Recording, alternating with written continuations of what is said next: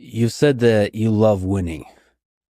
What drives you more, the love of winning or the hate of losing? Maybe equally, maybe both. I don't like losing, and I do like winning.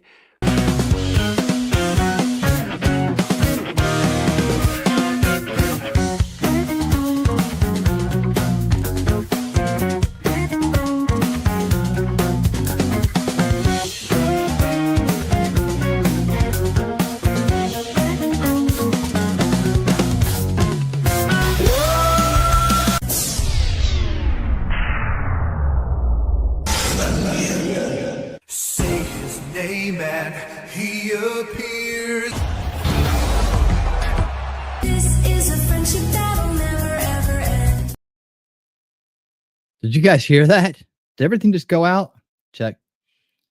I heard it cut off. Like, how's it going? Like the audio cut on that for some reason. I don't know why. Did you guys hear it? Hopefully you can hear me, but if not, I'm sure you'll let me know. Hey, how's it going, everybody? Greetings. I hope you're all living well out there. Welcome to Winning Tonight Friday edition. Let me start by thanking those awesome people out there in the winner circle who make it happen on a monthly basis. And a big thanks to thank you for being part of the solution, each and every one of you. And a big thanks to Shelly, Wolfram, and Ronnie Jam for supporting us over on the Rumble side. We are broadcasting live tonight on Rumble, YouTube, and X as always. And away we go. All right. Like a Friday edition, man. We've got some stuff to talk about today. Most of it's going to be the Liberation Day aftermath. But, you know, as always, it just takes a couple days, maybe less, for things to start snapping into place. And while all the Trump hating world is melting down and looking for any excuse they can in the world to stop progress, to stop Americanism, to stop us from living free, and they're looking for any excuse in the world and manipulating language and doing all that stuff. We just keep on winning. That's it, and that's the way it's gonna be. You know, sometimes there's people, and we could look at it from a micro and a macro point of view. Sometimes in our life, there's people that are just always going to try to wreck the good times. They kind of wreck progress. They're going to try to wreck everything because they don't know anything but losing. And when winning starts happening, all they can do is melt down, backstab, try to do all the nasty little narcissistic things that they can possibly do to disrupt the peace and harmony, the way life should be, because all they know is the opposite. And that's what they are. So that's who we fight. That's who tries to steal our reality. And that's why we must always be winning our reality, because every day is a fight for reality. It is. It's true. When you think about it, it's very true. All right, guys. Thank you so much to all those winners out there. And thank you. When I say it, I mean it. It's the truth. Because I understand and I live in gratitude and thankfulness for all the things that I have. So especially you guys out there, you are the crowd. You make it happen. You make the show happen. All right, let's get on with it. This is Winning Tonight Friday edition, and it's time to say hello to all those awesome VIPs in the front row. Let's get in there.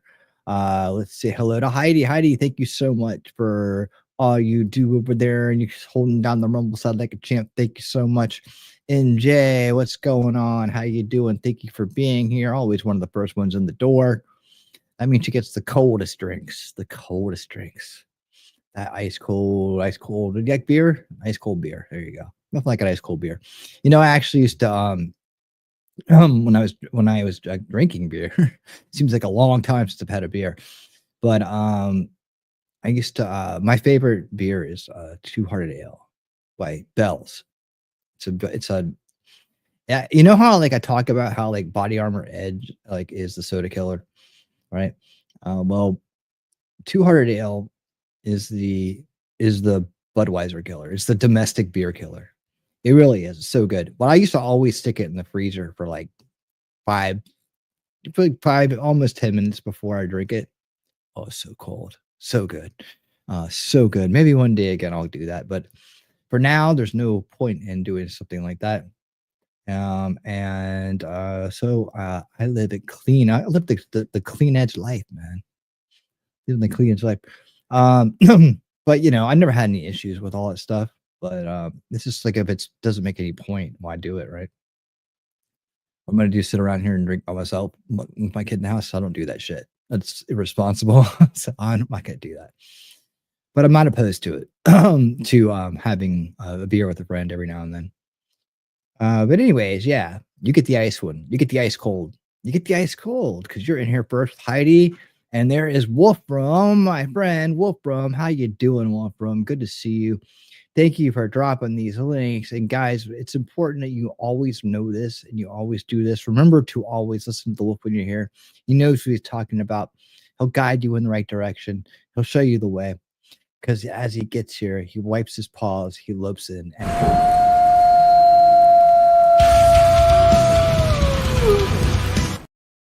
and that's how you know the Alpha Mod is in the house. We're having a good time already. There is Shelly, our hostess with the mostest. She's on all the platforms, giving big hugs as you walk in the door, and she will be right back. Evidently, Sir Frank Otter, how you doing, Sir Frank Otter? Good to see you. I've seen you over in those goat streams. I've seen you over there hanging out. What's up? I've been stopping by the goat streams to say hello to my friend Valhalla Awaits. Now, you guys may remember I had Valhalla on to one night for a winning Saturday night interview style. I used to do those, and we had a great time. We really did. We hit it off.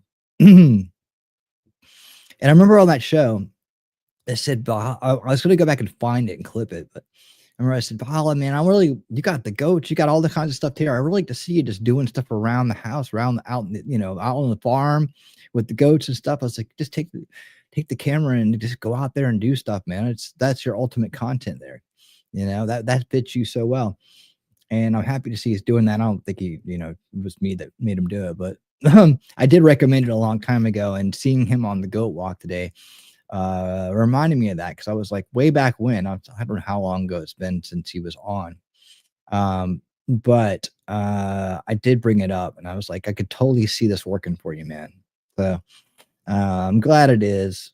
Seems to be having a lot of fun doing it. Boy, he took a long walk today, didn't he? Took a long walk. Those goats can walk, man. Take care of this. Or rat. Oh. All right. So that's a lot of fun. Maybe one day he'll invite me over to his channel. Maybe he will. That sure would be nice. I got a car. I can drive places. All right. Suzanne. Dang, Suzanne. She finally made it. Suzanne, did you go watch that? Did you go watch that piece we did on the three country collapse? That you may not remember, but I'm telling all my friends from either Australia, Canada, or the UK to go check out that piece we did at the end of Unrigged the Game last Monday, because it really was key. I think that guy Dingo nailed it, and I followed it up with my takes and my analysis as well. And that whole managed decline stuff is a real deal, and that is part of what we're going to be talking about tonight. Again, this is like our Liberation Day week, Tariff Fairness Plan week, but it's also our managed decline awareness week, because what we're doing here, what Trump's doing here, and why they hate it so much, for the corrupt establishment, they're useful idiots out there hate it so much, is because he's stopping the managed decline that was going on here, right? Think about this. Have you heard anybody out there at all ever complaining about the fact that we were getting charged tariffs? Like, suddenly, if we do it, there's something wrong with it, but when it's done to us, it's okay, right? It's okay. And that makes absolutely no sense. I haven't seen anybody make any sense of that yet. And it's just like, well, we're looking at the same thing here, right? You think it's okay. And that's just the abuse mentality, right? It's okay for us to be abused, right? But when we push back and ask for fairness, then that, again, it's like that narcissistic reaction. They're gonna blame it on you and say it's all you, right? And what you're doing is wrong. But really, all you're doing is fighting the abuse put on by others, and that's what it is. And of course, that's the game. That's a psychological warfare. And of course, the orchestrators of that will continue it, and the useful idiots will sword and shield for them, right? They'll be there to echo and parrot and make fools of themselves as they back their own demise, right? Their own demise. And it's a sad condition to be in. But luckily, us here in this awesome place, we don't have that problem, do we? No, we don't. We have that. We are far away from that. And we can be thankful and grateful for that. And every Friday, we should always talk about all the things we're thankful and grateful for, right? That's a special part of our Friday edition. And luckily and thankfully and gratefully, we're not that. We managed to escape. That's why we have to have the most awesome crowd here of people who get you, right? The base crowd who gets you, who's not out to get you. We get you, but we're not out to get you. That's us. And that's what you're going to find when you hang out with us here. The crowd makes it happen. These people out here are awesome. That's why they keep coming back, because they know that this is a place they can be where that doesn't happen. All right. Suzanne, welcome to the show, and I hope you check that out. Let's see who else I got. Snipe, what's up, Snipe? How you doing, the Snipe? Howdy, everyone. Snipe's on the YouTube side, but now how you doing, Snipe? Good to see you here. Lemonade and lemonade whiskey tonight. Ooh, how about that? And lemon whiskey. Oh, lemon whiskey. I got you. Cool. Hey, Shinagram, how you doing? Thank you for supporting the channel. I see you there, saying hello to everybody. How you doing? And who else we got out here? I can just I'm doing my hellos. All right, cool. Those are the VIPs in the front row. They get the coldest drinks in the house and the freshest snacks because they get here first. That's right. Well, it's Friday, and on Friday we like to walk it in nice and comfortably. So before we get to our main topic of the evening, which is pretty much our the sole topic in a lot of ways, although I do have some stuff from OGM, from OK Media Group, some other rigging that's been unveiled by James, the great James O'Keefe, always doing the great work. And yeah, animals do help with anxiety. Yeah, they do. They absolutely do. I know what you do. I know how you work. You see people either make a great entrance or make a great exit, right? So, just be good at what you do. There we go. All right. So what's going on out there, guys? How was your week? What are you hearing out there in the world, huh? What are your takes? What are you hearing in your lives about all this stuff? Are you seeing a bunch of people freak out and use this as any excuse to have an emotional meltdown? It's almost like they love it, isn't it? It's almost like they live for it. Some people just live to break down. Some people just are addicted to that function in their mind, like they're on a loop. Isn't that crazy? That's how mind control works. People can get themselves in that state and self-induced mind control, if you will, where they believe that's how reality works, right? They don't even see the box they've trapped themselves in when it comes to this disruptive and toxic behavior, right? And that is a shame. Shireen Pickle over there on the Rumble side. Happy Friday to you. Happy Friday to you. Hope you're doing and living well out there. And let's go ahead and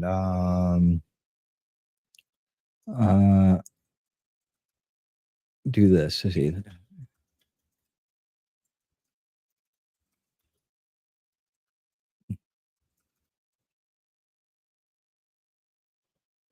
All right. So let's see. I can do that more than that. It's just 8, 9. Well, let's do it at this. All right, cool. Start it. Start a little goal up. I know, the thing I realize about goals is like you put them out there and it's like, cool, it's kind of like saying, hey, be awesome. We meet it. And that way you don't really talk about it much. There's always little things, reminders here and there to support your favorite creators because they need it. And this is not as easy as it looks, but it is what it is. But I also started thinking, like, if you always have a goal out there, it just starts to become background, right? So I don't know how well these things are going to work out in the long run, but at least it's a little bit of a tool there to help the creators out. I can't complain.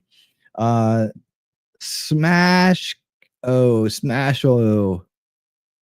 speaking of mind control, I'm going to smoke this. Oh, what you got? What you got?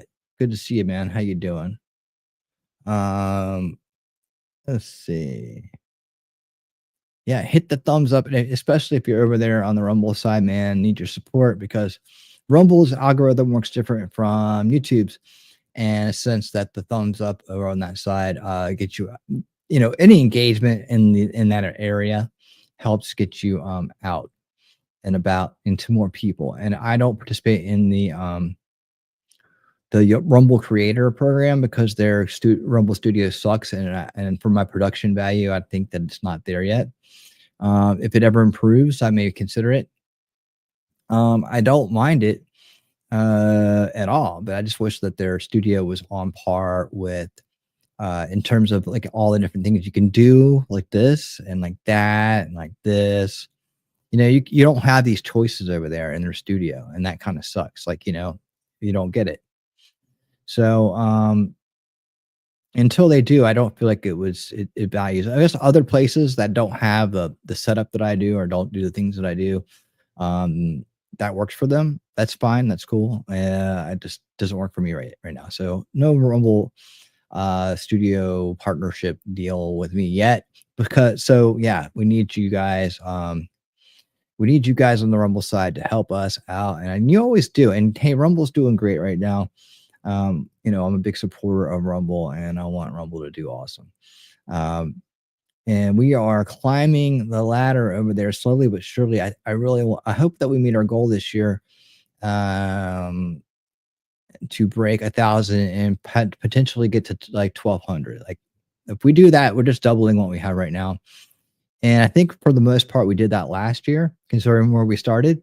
So if we do that every year, we're doing really great. I'm not one of those big creators that have a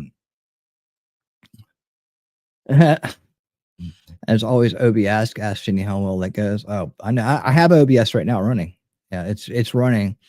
But I also use StreamYards, so I got a combo book. The OBS right now is particularly just for the avatar. So, and I can do things with that. If I need it, it's there and it's already up and running. I can just switch over to my virtual camera and boom, I'm on it. So yeah, it's there. It's there. Let me see if I back up a little bit. I'm in the flash zone. I have these big monitors in front of me, so I got to go with my setup, right? Right? 'Cause I use the setup for work and for streaming. So I need the big screens and for work and entertainment. And so the streaming part has to deal with it. That's the way it goes. For now, at least. All right. Like I said, we're just walking this in on a Friday. The main story is coming up. We are seeing a lot of world leaders pouring in to make a deal with Trump, as the thumbnail says. And they're doing that in numerous ways. We're going to get a lot of different takes on it tonight, a lot of different approaches to explaining how this stuff is working for those who don't get it or don't know about it or want to understand it better. We'll have that for you. We're going to hit a few press conferences, not long ones, but some short ones that get into the details. And then we'll do the O'Keefe Media stuff, and we'll just, like I said, we've got a main topic here, so I'll just chit chat with you guys a little bit as it comes up, and we'll go off on whatever spurs we want to go on. All right, not a lot to worry about trying to bang through this evening. Thanks for streaming, Winning Reality. I need this break as I'm awaiting the passing of my best friend. It's been a long ass day. She's expected to pass today. Okay, well, I'm happy we can be here for you. I'm sorry to hear about your best friend passing away, Suzanne. And as always, we'll be here to take your mind off of it, and we'll have a good old time tonight. That's for sure. All right. Smasho. Is that how I say that right? I'm saying Sam Show. Okay. I said Smasho. Smasho the clown. Going by the picture. Smasho. I might just call you Smasho, if that's all right. Sam Show. welcome. I don't know what you're probably somebody I already know, but just using an alias since you already know Heidi and other people here. So I'm sure we know each other in some way, shape, or form. I don't always know everybody that is. Everybody does that. Everybody does. Okay, cool. Smasho. You should change it to Smasho the Clown. I like this. I like the idea of Smasho the Clown. Pretty good. It's pretty good. Smasho the Clown. That could be really a hit, man. That's good. That's good stuff right there. I don't know if you do any streaming or content creation yourself. Oh, Bobby. Okay. Hey, got it. Bobby. I gotcha. Smasho Bobby. Cool. All right. Where are we at? 20 minutes in, and we are talking. Well, from okay. There you go. Just reading along with what you guys are talking about out there. Let's see. Do this while I'm thinking about it.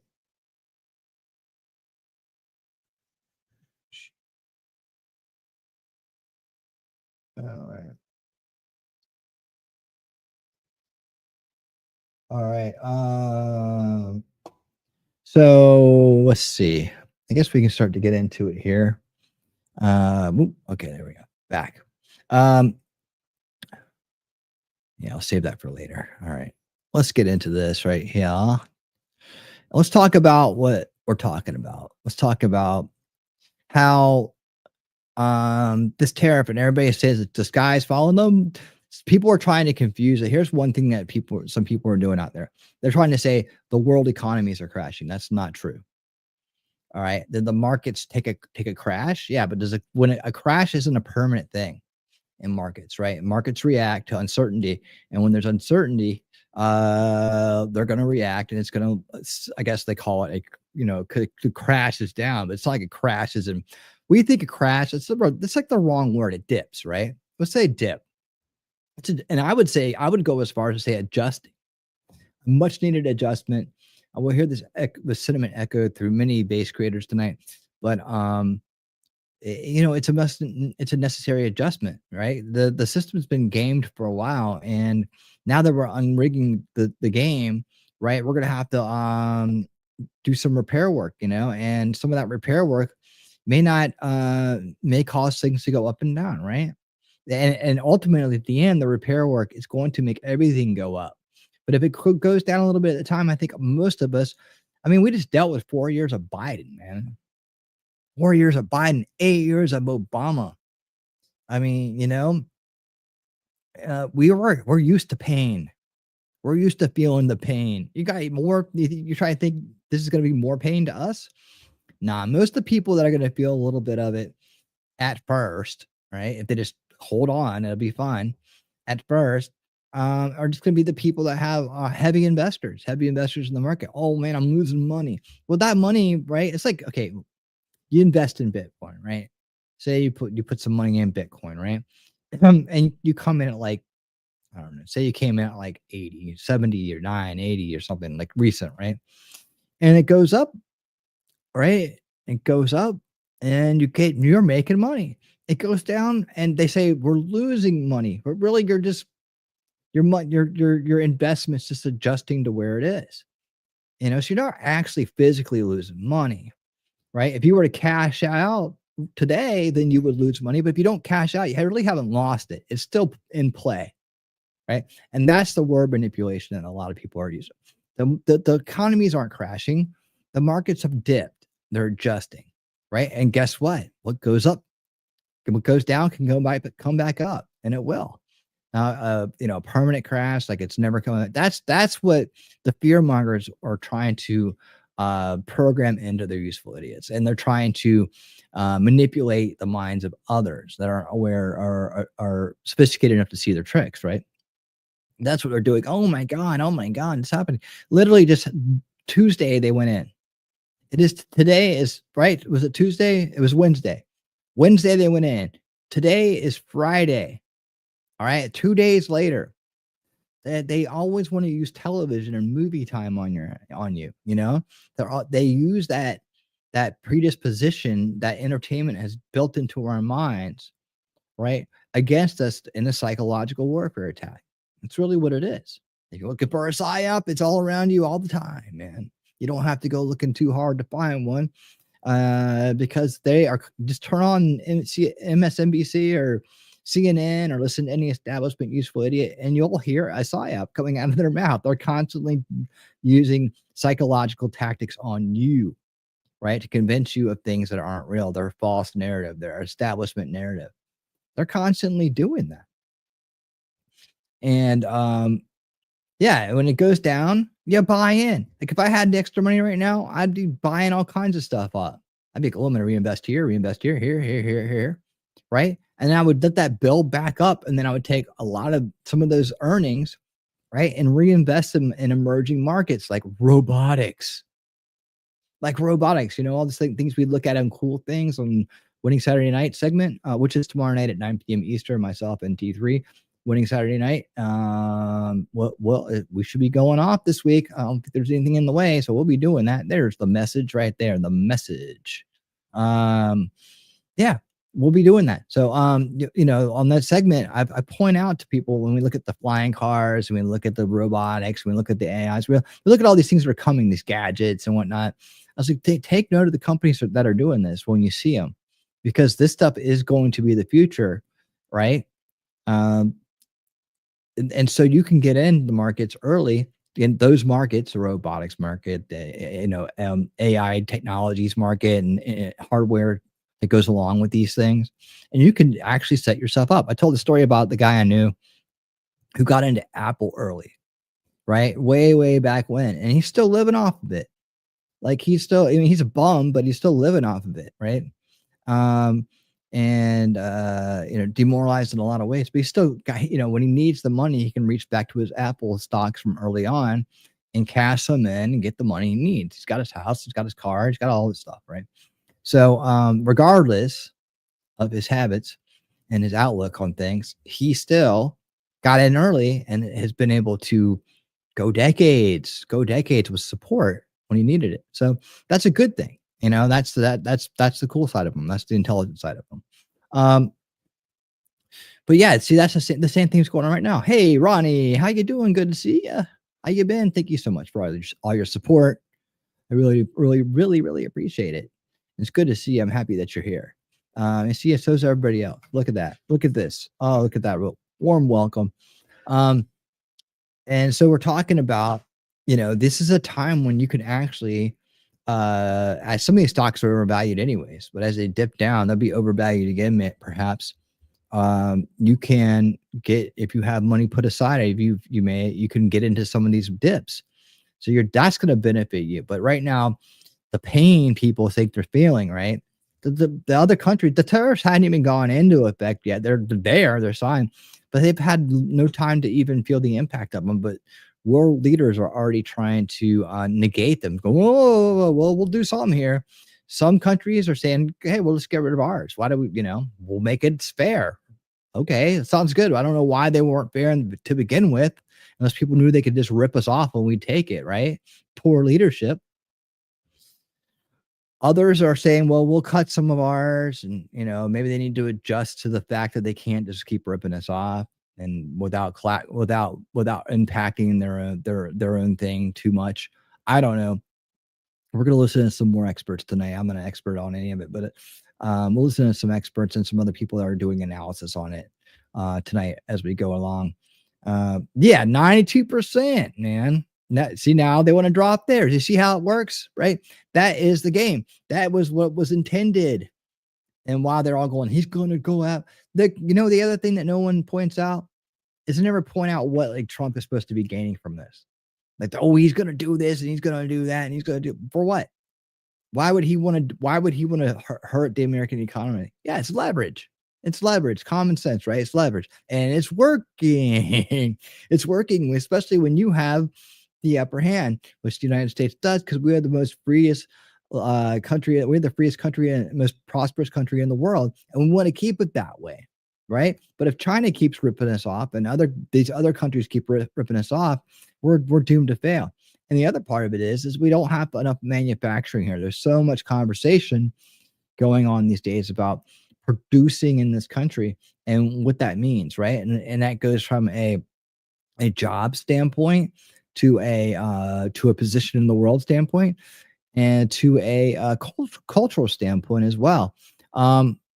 The look at China. The only reason they've risen the way that they have, this communist, authoritarian, uh, humanity concept that's running this country, this communist party that's running that country.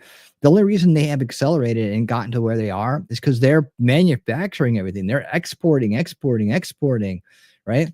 Everything is coming from over there. And what are we doing? We're exporting services. Oh, we got the world's greatest consultants. So what? Right? So what? Most of that shit's a waste of time anyways. We got this. Well, what do we need to get back to being a manufacturing country. All this land and all these smart people and all these resources, we should be on top of that game, but we haven't. And that's what Trump's helping us adjust to. It's not just that, it's getting back to our roots, the things that made us great before we lose them.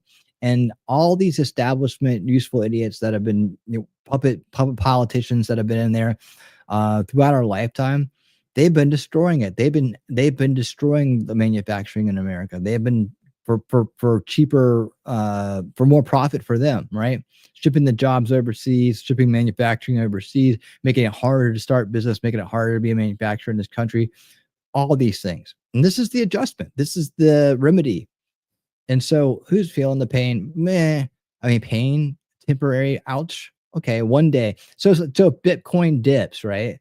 And the very small investment I have in Bitcoin dips and I lose some dollars, right? Am I feeling pain? Right?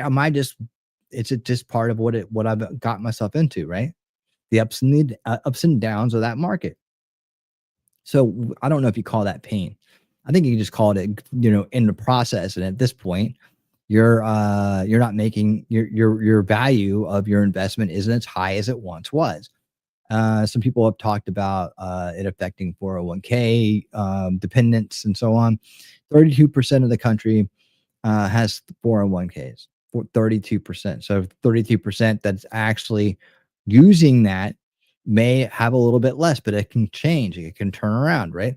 A lot of people are still just investing in it. Did they lose money? No, they didn't lose money. The value of it went down, but at one time, the value of it, what they had was below what they have now. So did they really lose money? They haven't even started spending that money yet. So if it stays down forever, which a dollar collapse or are tanking our entire country for the sake of some kind of like globalist dream dystopia, or to bow and bend the knee to a communist party run country, that'll make you lose money. Yeah. So which do you want? You want to make the adjustment? You want to switch gears and become great again, or do you want to continue to be screwed over, bend the knee to authoritarian dictators around the world, and then risk losing everything? World reserve currency, that'll make, if we lose that status, that's going to make your money, that's going to make you lose some money. There's certain things we got to hang on to in order to continue to prosper. This is going to do it. We're going to get into it right now. And I don't think most of us here and most of us in general are going to feel this at all. We're going to ride it out. We're just going to be talking about all the great things that come out of it. And hopefully we'll feel some of the benefits of it. I think we will. Hey, Memento Mori, my friend. How you doing? Good to see you. I hope you're feeling good today. A consultant named Slickback. Yes.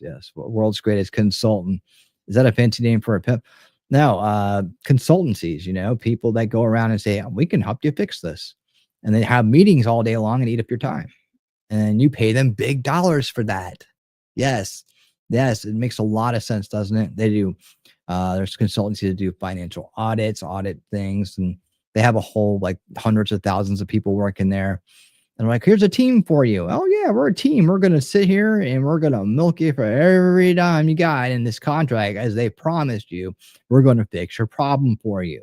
Right? Oh, here's your problem. Let's all talk about it for the next year. And I'm telling you, I've been there in it. Yeah. Bring on tariffs. I don't care if rich elites lose a few bucks. Right? It's just investors that are going to, notice difference. Now, I saw someone in the comments the other day trying to explain that, thinking that it's a tax on importers, right? And tariffs are a tax on importers, and they thought they were making so much sense by spelling that out with periods after every word, right? And then saying this is going to ruin Trump. It's like, how is that possible when our importers are getting screwed, right? So I don't know. People just don't have any idea what's going on, right? And then someone would be like, we can blame capitalism for it. The mind control, man, the Marxist mind control is real. It's everywhere. And there are a lot of stupid people that buy into it and don't even realize they're doing it. You have feelings for the poor corpus? Whatever, they're going to be just fine because as we see, they'll either adjust or they'll go out of business. But the days of ripping off our country and us are over, whether it be other countries from around the world, other people around the world, or people within this country itself. The corrupt politicians, this managed decline system is going to go bye-bye right now. It's just started. We're winning. They're losing and they can't stand it. That's right. All right. So let's pull this up and get our first story underway. I know I did a nice 30-minute intro on a Friday. That's pretty cool. I don't normally do that. I usually jump right in because I have so much to go over, but this is dominating the news cycle, so we must talk about it, and we must make sure that we have the right perspective on it. So let's take a look at this here. Right there, right there. There it is. All right. We're going to hear some back-to-backs from our friend, the liberal hive mind tonight. Let's make sure we got this at winning speed. All right. There we go. And you put out 2 back-to-back good ones. Hey guys, welcome to the Liberal Hive Mind, a channel solely focused on exposing the abundant hypocrisy of the left. The markets right now are certainly chaotic. But although the markets are chaotic, what we're seeing from the Trump administration is not chaos. It's strategy, which is exactly what we were saying the other day. Just like I previously said, they're trying to spin this as Trump just being reckless, a bull in the China shop, right? Right. Unhinged, with no erratic, explanation as to causing why. all kinds of hurt. He's going to crash the economy, start a trade war. How does that help us to do that? Like, why would they think that we would want to do that? Like, it's just the stupidest thing. They're like, we told you, but he was dumb. Yeah, right. You guys you elected a zombie, and he destroyed the country and caused an invasion to happen.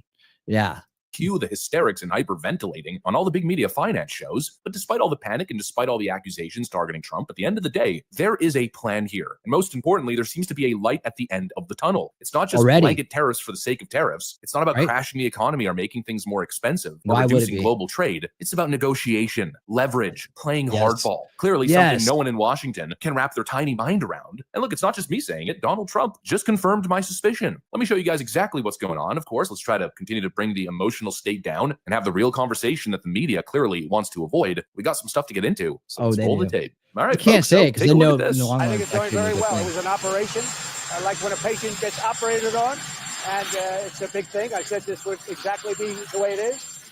We have $6 or $7 trillion coming into our country, and we've never seen anything like it.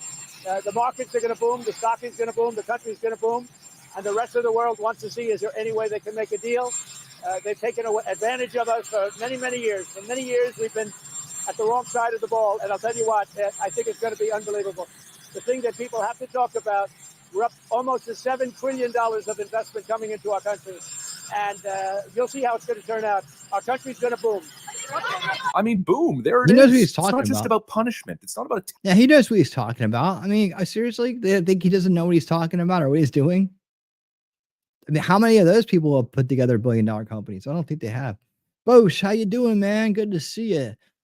All right. Dose has announced they are going to start looking into the finances of strangely wealthy members of Congress. Ooh. They'll have to produce receipts. Hell yeah. Hell yeah. That's great news. Thank you for bringing that to us. That is great news. And it's well-deserved. And I hope people like Maxine Waters and Nancy Pelosi and all these other establishment useful idiot politicians die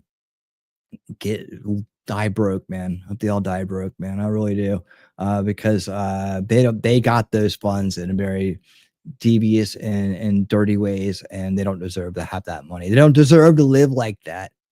While other people they represent have to struggle, right? Especially with all the things that they've done with USAID and other money laundering organizations right under our noses with our own money, right? Where's the money, Gary? Right? Where is it? They need to get that money back to us. The only way we can do that remedy is, my take is eliminate the income tax, which I think we're heading towards. Actually, I really do. I mean, who can hate Trump if he gets rid of the income tax? Oh, he's going to kill the country. He said, no, we're just going to get rid of all the bullshit, and then you're going to have more money, and it's going to be worth more, and you're going to have more opportunity to do something with it.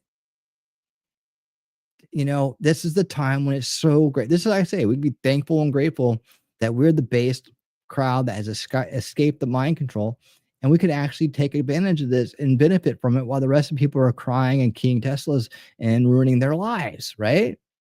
Ruining their lives, running from the country, overindulging in illegal activities and doing the things that they normally do to disrespect themselves.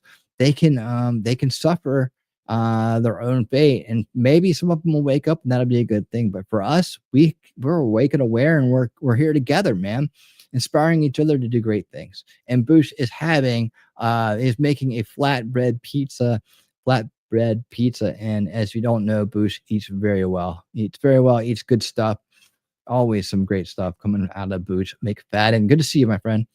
Attacking American economic trading partners. It's not about shutting down trade or walling off America from the rest of the world. It's about forcing renegotiation. It's about targeting the worst offenders, the trade cheaters, the currency manipulators, the tariff kings. It's about sending a message to the worst offenders and forcing them to get to the table, to negotiate, to make a deal, and hopefully play fair. What Donald Trump is doing, and what he did so visually the other day with the list that the White House released, was identifying the bad actors and putting them on notice. He's saying very clearly, if you want access to our markets, the biggest, the richest, the most powerful market on earth, you're going to have to start playing fair. You're going to have to start respecting the United States. And if they don't, well, who do you think has more to lose? But of course, the left and the establishment type thinkers either don't want to see it or don't see it. But these are the same idiots who gave us NAFTA, the same people who cheered on the TPP. They're the same people who exported American jobs to China and Mexico for the last 3 decades. And well, now all of a sudden they're pretending to care about the U.S. economy. Give me a break. They only care about one thing. Their booming stock portfolios that have benefited from these tariffs and the outsourcing for cheap labor. I mean, just think about it. Who's upset right now? The American people or the globalist parasites who've been raking in billions off the broken system that Donald Trump is now trying to fix? And that right there is an important word, the word fix. Right. The left is telling you that Trump is trying to break everything, but really what he's trying to do is not impose forever tariffs. He's trying to make deals. It's exactly like I said just yesterday. It is I don't think most of these tariffs are going to last, because guess what's probably happening right now? I think the White House is receiving more phone calls than they've ever received before. I'm pretty sure every world leader across the globe whose country is now facing these American tariffs is probably spam ringing the Oval Office, trying to get a phone call or a sit-down meeting with President Trump. And those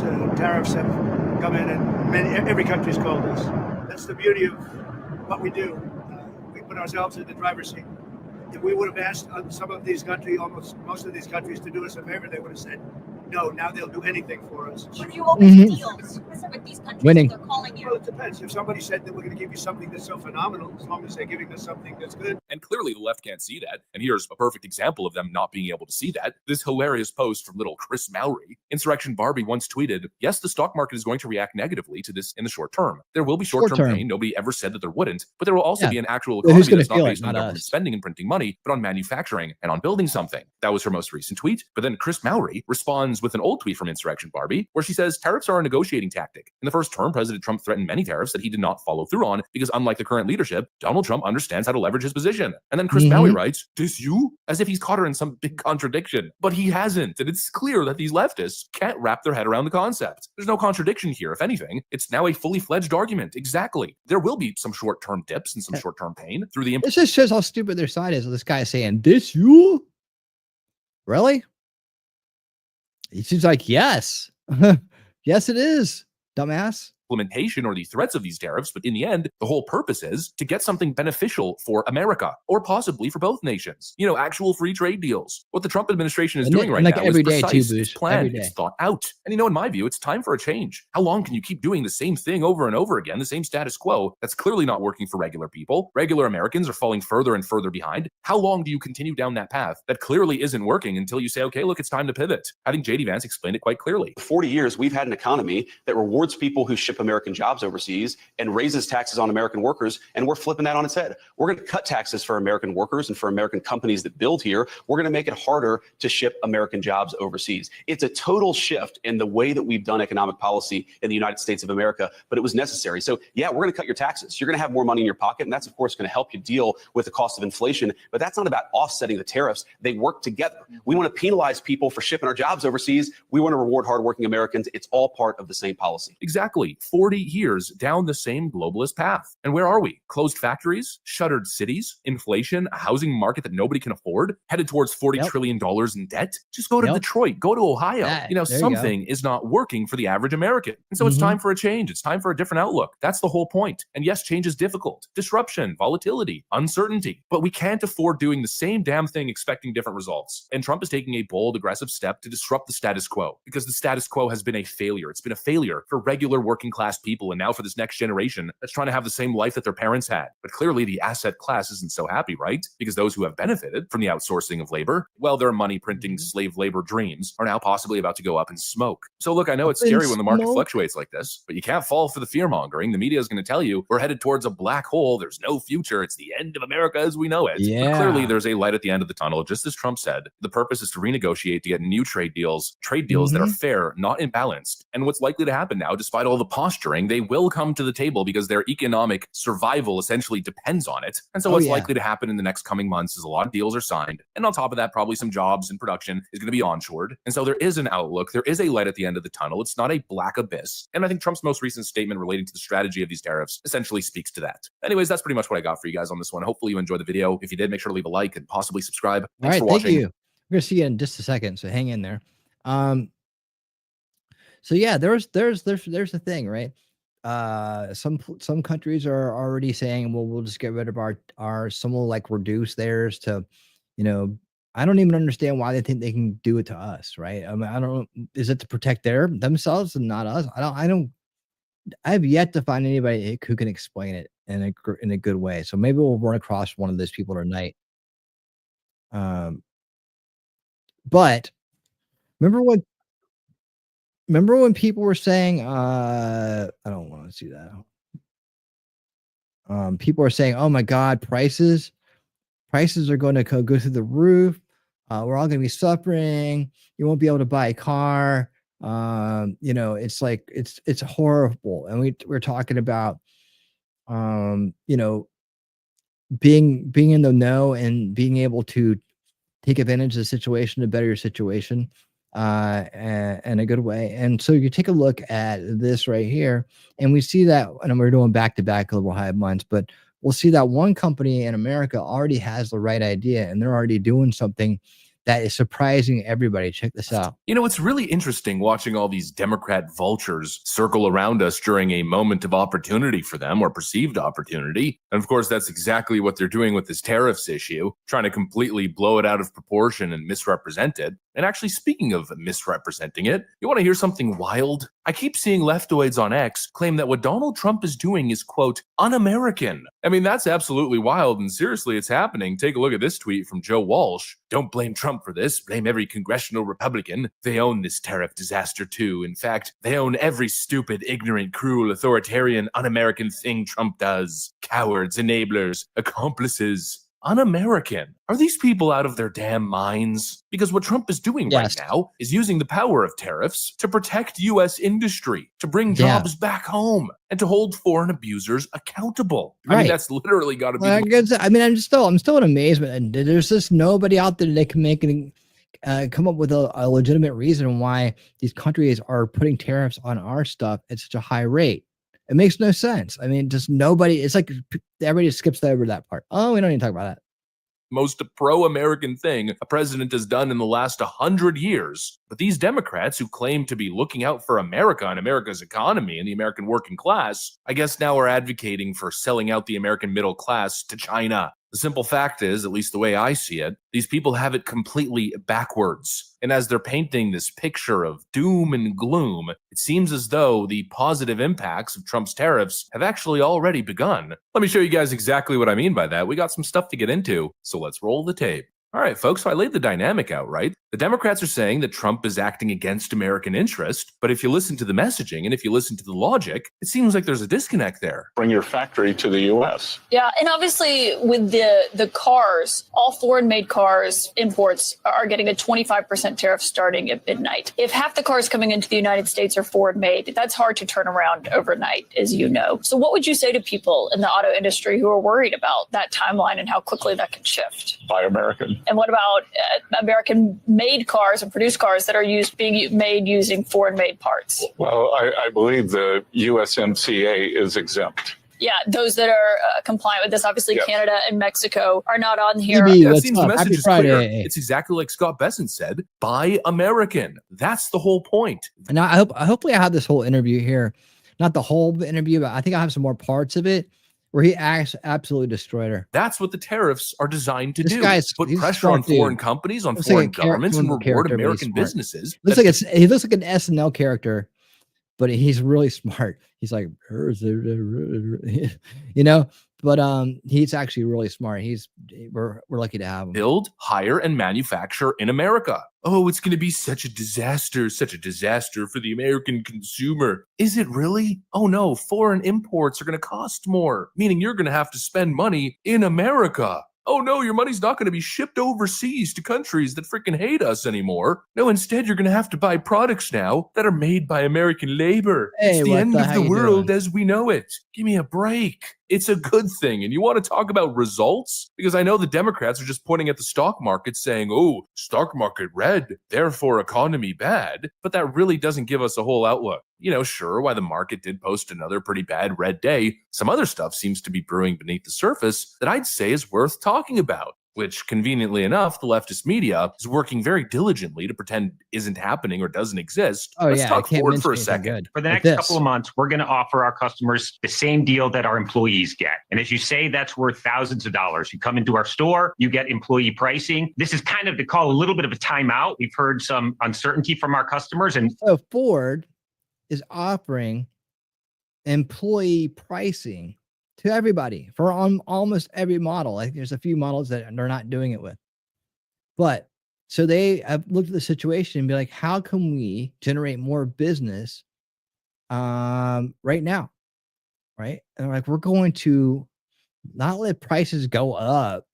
We're going to have the lowest prices and encourage people to buy Fords. Now, unfortunately, it's Ford, but you know, it is what it is. And they have some decent cars, I guess. I know people that'll only buy them. But you know, and I think I've owned a couple in my life, but at least they're doing it right, and they're going to do good because of it. They're seizing the moment, and they're offering a great deal to people right now, and because they're going to have some lower prices, and they're doing it in this manner. I mean, this isn't like $50 off. This is employee priced cars. Like we're talking like thousands and thousands and thousands of dollars off. Like I don't even know how much, but I'm sure we'll hear more about it. But I mean, they're taking advantage of it. They're offering a great deal to people and they're going to benefit from it, right? we want them to be assured that Ford, the most American auto company, is going to do right by them, as are our dealers. We make the most cars here. We employ the most. We export the most. And so we here at Ford, we're in a good position to address customers' concern and give them a really great deal on a great vehicle. Everybody expected prices to go up with the tariff announcements, but Ford just kind of did the opposite.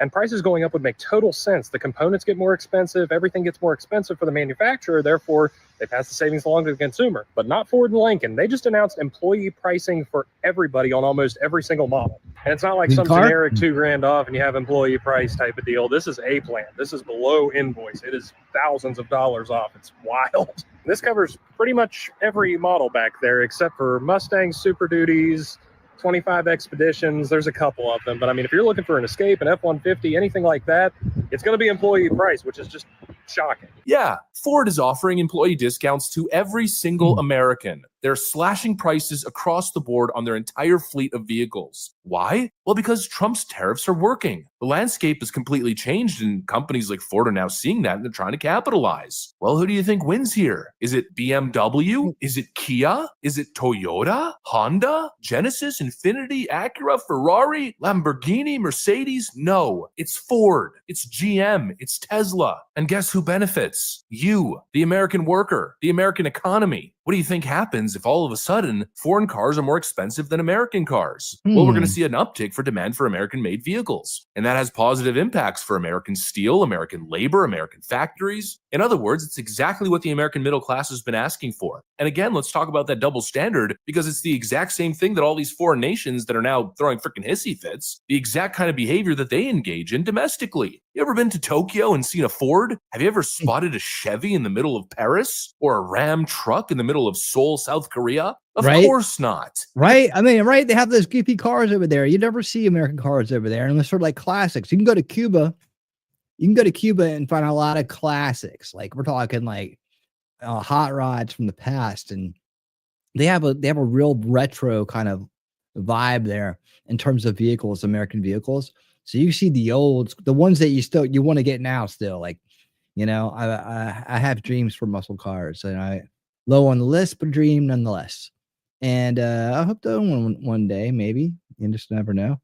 But if not, that's fine. But they love them in Cuba. They love them.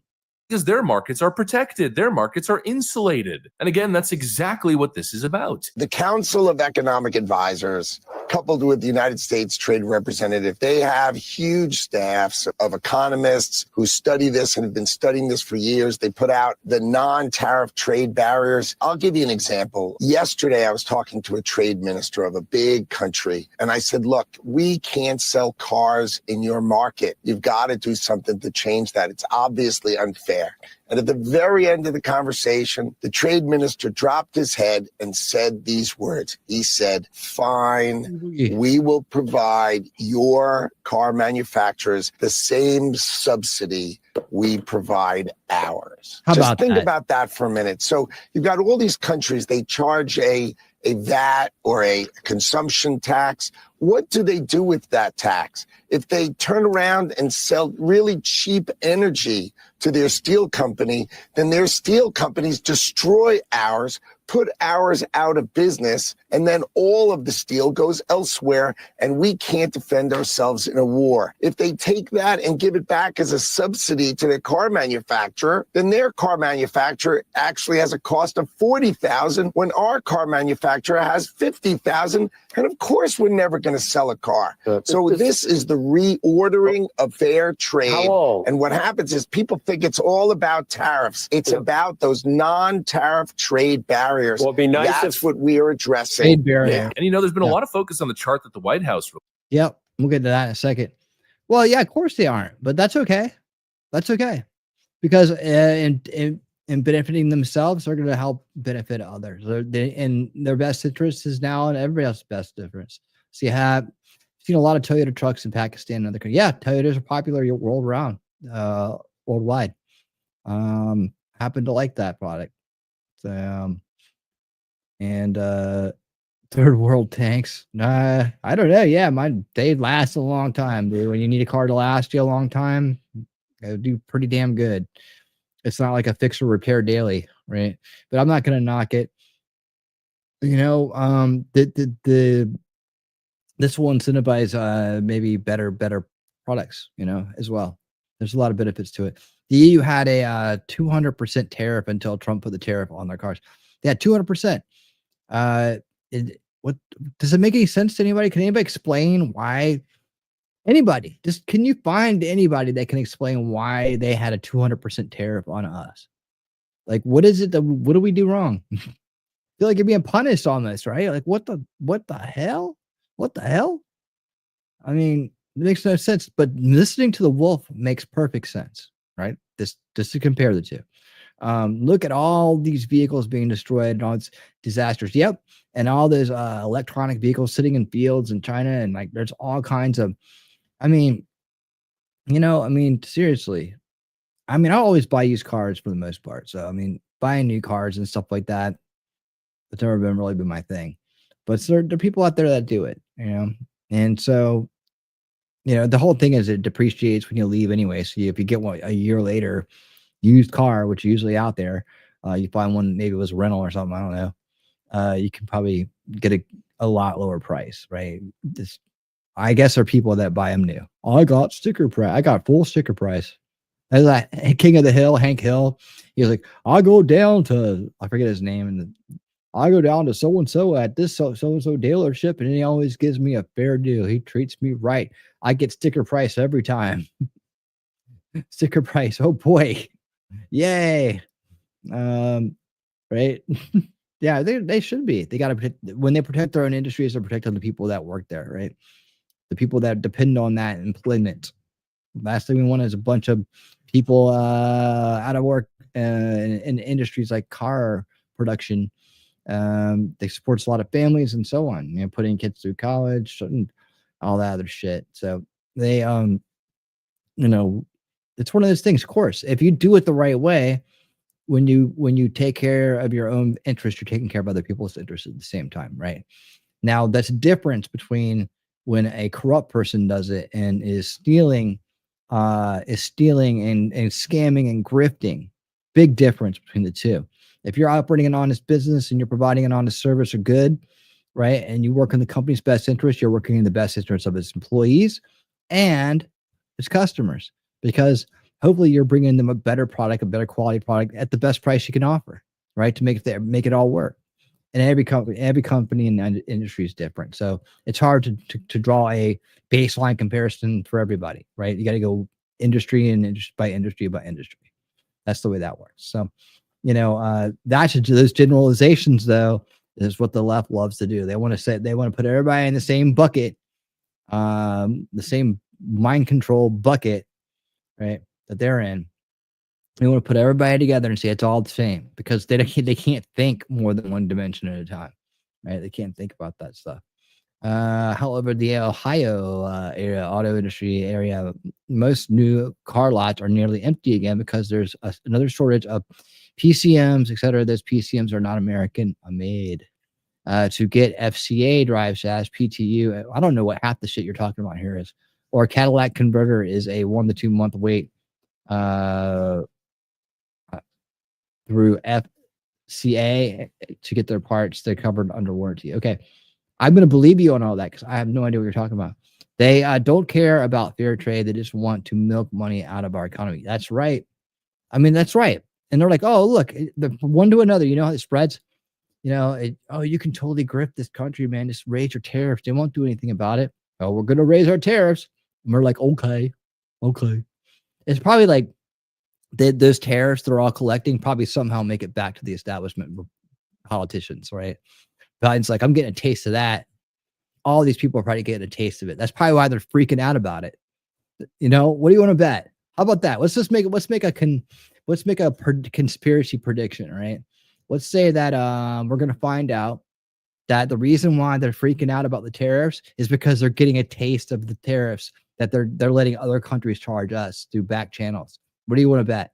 What do you want to bet that's what it is? It seems like that's always what it turns out to be these days, isn't it? Oh, we don't want you messing with USAID. Oops. Oh, it's all coming back to us. Oh, wow. We didn't know. Oh, don't mess with the tariffs. Everything's rigged, man. Everything's been rigged.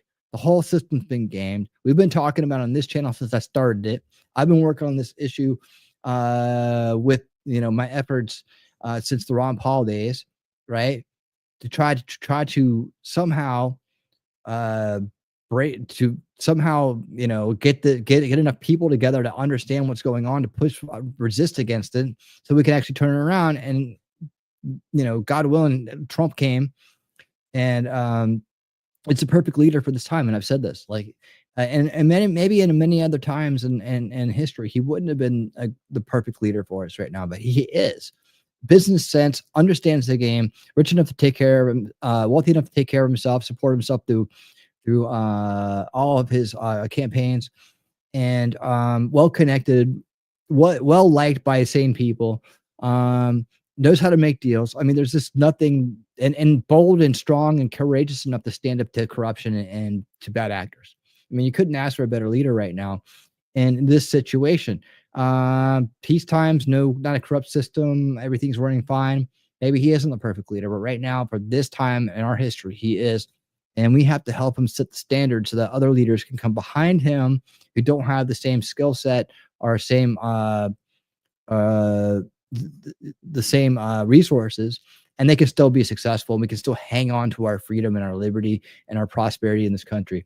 This is what this time's about. It's a major transition time away from what we were used to our entire lives, this corrupt system we were born into, right? And moving into a time of integrity and prosperity. And when we get that, when he hands it back to us and we have that again, we have to hang on to it. We have to be able to keep it. And that's what solution culture is about, and other ideas that circulate around that sphere, is that we preparing ourselves generationally to hang on to it this time, right? We're not going to forget about it. We're not going to go to sleep because times get good. We're not going to say, throw it over the wall, let someone else take care of it. We're not going to be like, well, let someone else teach my kid about the values of Americanism and how important it is that when their time comes, they pick up the mantle and continue the fight to preserve our liberty and freedom and our prosperity and our Constitution and our Bill of Rights in this country, right? And to understand the tricks of the past, to understand the manipulations, the psychological warfare that they will face, that people in their times will face, and to hand that information on again to the next generation that they produce, and the next, and the next, and the next. Because the wealthy elitists, the ones who have been draining us dry our entire lives for decades and decades and generations, they do that already. Why do you think they have their spin-off closed societies, right? What do you think they talk about there? What do you think they teach their kids? Like that we mean nothing, to trample on us, to take everything, to scam it in any way they possibly can. These people didn't just come out of the womb knowing how to do all this shit. They were groomed. They were groomed into elitism. And with that elitism has come great wealth and privilege. And with that, they want to hang on to it, and they're going to fight us tooth and nail to get back to what they got, to not lose what they have, to get back what they got, and to make it locked down in a way that we'll never be able to ever resist them again. They do that through so many different things. And anyways, I'm off on our tangent. Let me go back to the crowd here. But that's what I'm talking about, right? That's what I'm talking about. Let's see. Don't care about. Yeah. So. Right. They're milking us in every way, shape, or form. Don't ever think that anything that you've learned about the world in terms of the way things have been done before pre-Trump was legit. Just consider it all corrupted, right? And then go back to we need to get back to the baseline constitution, constitutional government, right? Constitutional sized, limited government. That's what we're getting to. That's what we're getting to, really. That's what's going to happen. Where we follow the laws and we don't I'm going to go off again if I keep going there. But anyways, what I'm saying is don't think that anything that the Democrats or the neocon Republicans or the corrupt world establishment is telling you is normal. They've all been rigging it and benefit from it our whole life. We could have a great place, and we're going to make that. We're going to make our best effort to get it. We're going to make our best effort right now. Okay, yep. When you get the most flax when you're over the target, they say. That's right, Bobby. That's right. What the? Had a Dodge Colt years ago. Took almost 2 months for a part. Was said must be coming back on a rowboat. Man, yeah. We got to get back to it. Manufacturing things in our country, right? They look at America like middle class looks at the rich here. You can afford it. You need to help us, support us. Yeah. So they don't have to. Yeah. That's it. Right. They've been leeching on us and say, well, you've got more than us because they've got the Marxist virus going in their countries too. Their entitled generation is there. Right. The cultural Marxist disease is infiltrated everything and everywhere. That's why part of our long-term agenda must be to wipe it from the face of the earth. It must be gone in all shapes and forms by teaching people to resist its only tactic, which is subversion.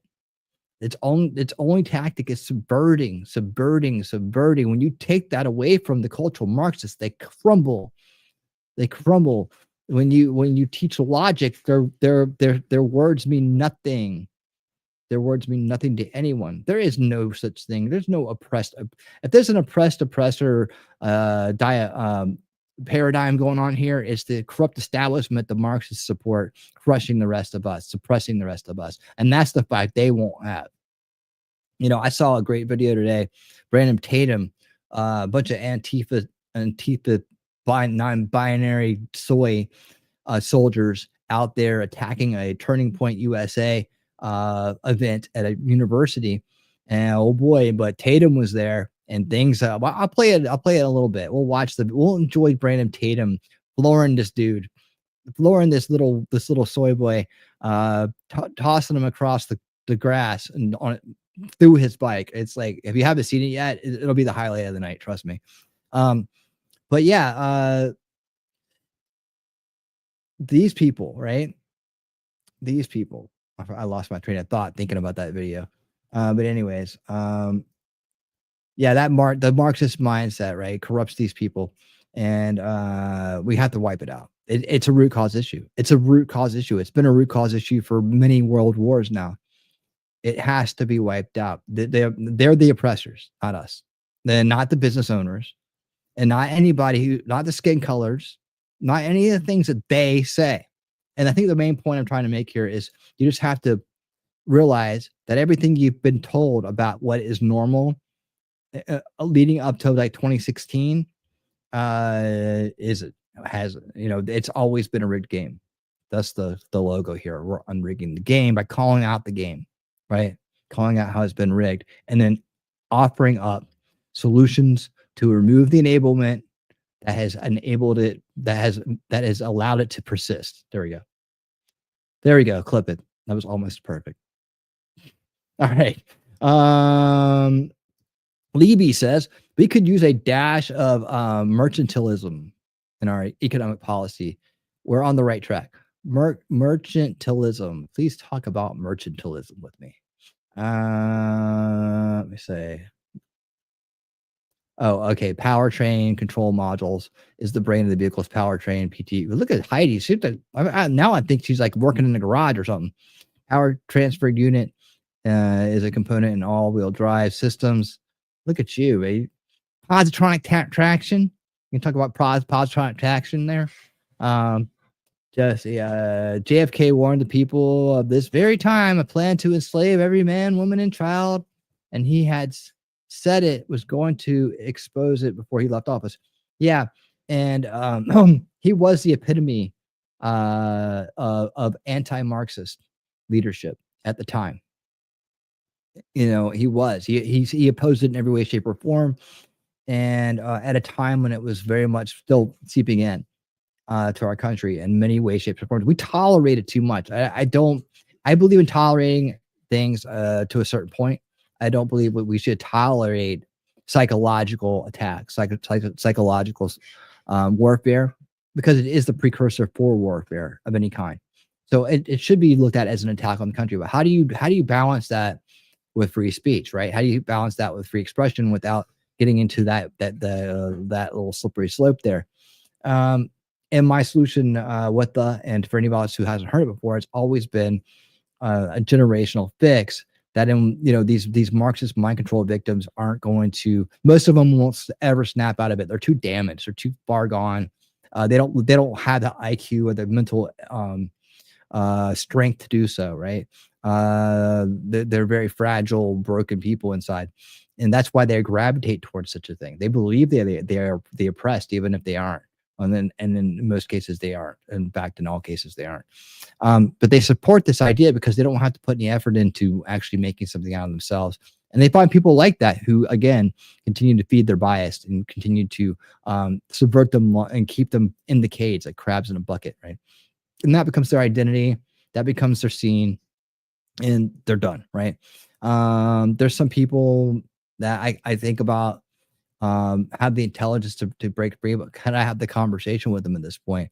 Or would it just turn into an emotional firestorm on their part? And one I want no part of at this point in my life. I've done those kinds of one-to-one fights, and a lot of those were conversations, and a lot of those were exploratory for me, right? Understanding the condition further and further and further. Would this work? Okay, let me go back and think about it. Okay, let me try this approach. Okay, let me try this. Let me try that. Let me try that. Let me try that. Me just seeing if I could penetrate the subverted mind and in a way that would free it, right? And I've learned over the years that all you could do is plant seeds and leave, right? And that seeds may blossom, they may turn into something, and they may not. And that is totally up to them. They have to walk the path of enlightenment on their own. All right. I've talked for a long time here. Let's get back to it. No rights are absolute. All right, here we go. Released. People have been claiming, well, the numbers aren't accurate. We are addressing now. And you know, there's been a lot of focus on the chart that the White House released. People have been claiming, well, the numbers aren't accurate. They don't reflect the actual tariffs. And well, that's because they were calculated, accounting not only for direct tariffs, but also for non-tariff trade barriers. Basically, the point of those charts was to show the imbalance and also to reciprocate. You know, if you guys are going to close off your markets, well, then why can't we do the same? That's basically what Trump is saying. And also sending a message to the multinational corporations who have sold American labor out. And obviously, people are listening. Not only are foreign nations now panicking and trying to make deals with President Trump, but again, the domestic impacts are already apparent. American companies are going to start growing. And clearly they know this. Ford is making that play because they know they're going to be able to capitalize here. If foreign imports are now more expensive, they're going to be able to start selling more cars. And what does that mean? Well, it means it's time to start expanding manufacturing. And where's that manufacturing going to go? Well, thanks to the tariffs, it's not going to go to Canada or Mexico. And so it's going to Indiana. General Motors spokesperson is now confirming there was a webcast to employees a short time ago. GM will be making operational adjustments at its Fort Wayne assembly, including hiring temporary employees to support current manufacturing and business needs. We continuously update and revise production schedules as part of our standard process of evaluating and aligning to manage vehicle inventory. This after initially Reuters was reporting on that webcast that they're going to be adding overtime hours for their employees, and they're going to be bringing some of that. They're going to be increasing the production of their light duty trucks at that American facility. Oh, how un-American. Right? Yeah, how un-American that is, right, leftoids? Get your heads out of your behinds. Trump is fighting for the American blue-collar worker, and we're already seeing the positive impacts. Anyways, that's pretty much what I got for you guys on this one. Hopefully you enjoyed the video. If you did, make sure to leave a like and possibly subscribe. Thanks for watching. All right. Thank you so much for that. And that is the contributions of Liberal High Mind from tonight. To back-to-back good videos that illustrate the point we're talking about tonight here. So I wanted to start off with that. Again, we're just kind of looking around, getting different takes. I won't go through every video all the way, but we'll get some takes and talk about them. We're about a couple away from getting to the O'Keefe Media Group stuff. And I want to hear from some of the, I want to go over that White House, they call it a gaggle when they just gather around them on the Air Force One. So I want to go through that. And if we can, but I want to also, Marco Rubio had a like hit it out of the park speech at our Q&A at NATO. It looks like he's at NATO, I believe. Hit it out of the park. I mean, just like nailing it. And I want to highlight what he's doing too, as much as anybody else, because he really made a lot of sense. It really made a lot of sense. And I know he's one of the guys we're keeping an eye on, right? So far, so good with him. Let's get a quick take. Let's get a quick take from Newsmax here coming up. I want to try this out. I listened to a little bit of it, but I want to hear some more of it. Analyze it with you live here on the air. How's everybody's Friday going out there? We're playing the hot hits here, day in and day out. And make sure that you put your requests in. Long distance dedication. Wait a minute. I'm on the radio all of a sudden. All right. Yeah. How we doing over there on the Rumble side? Rumble, what's up, everybody? Hey, guys, I need you to hit that thumbs up for me. We only got 5 over there so far, but we got a new subscriber, new follower.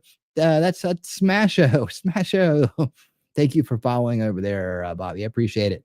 You know, we're so close to, we're almost up to 680. We're like 1 away from 680. And that means that we're only 20 away from 700. That'd be great. We've been fighting up the 600 wall for a long time over there. So I think things will pick up. And it's going to be you guys helping out. I try to reach out I might be going on I might be going on another channel that's over on the Rumble side in the future here, next couple weeks or so, maybe to do an interview. I did get a request for that, so let's check it out. I might be doing that, so maybe that'll get some new subscribers over to the Rumble side. But I swear, if everybody who watched Unrig the Game would subscribe, we already have met our goal. So, all right, here we go. That's good advice. What's Heidi's good advice? Don't know a lot, but my vehicles I've owned. That's good advice, Heidi. I don't know. Let's see. Big rig parts. Yeah.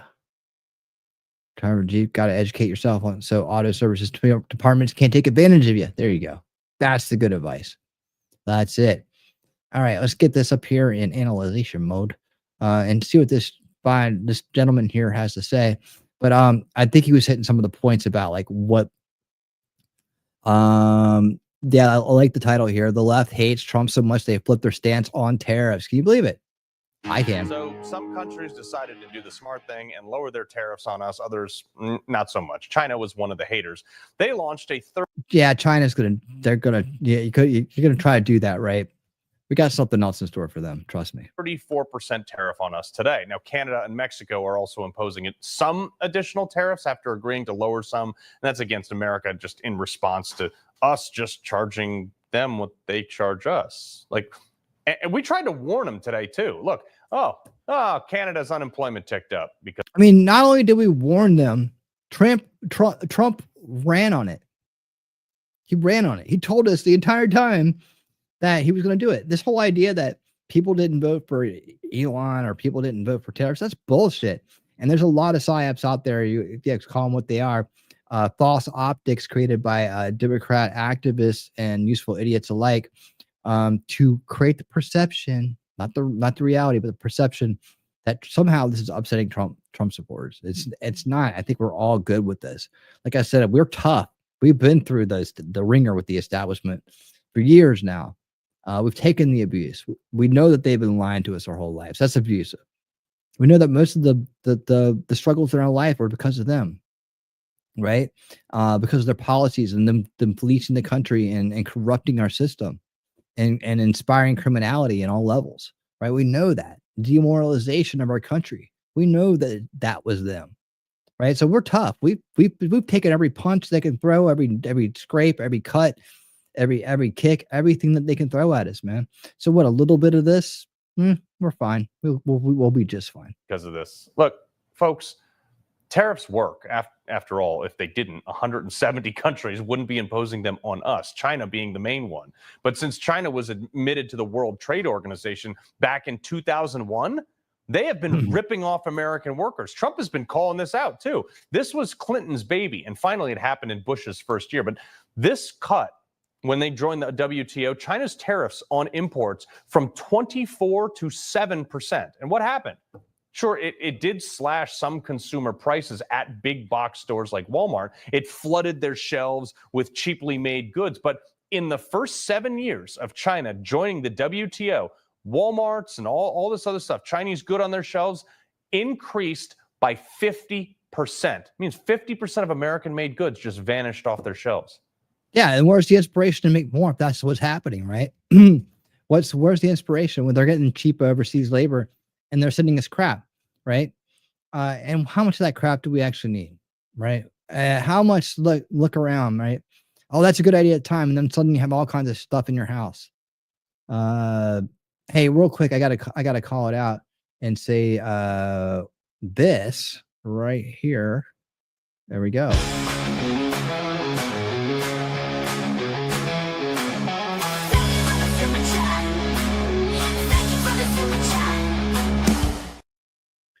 Thank you for the Rumble rant.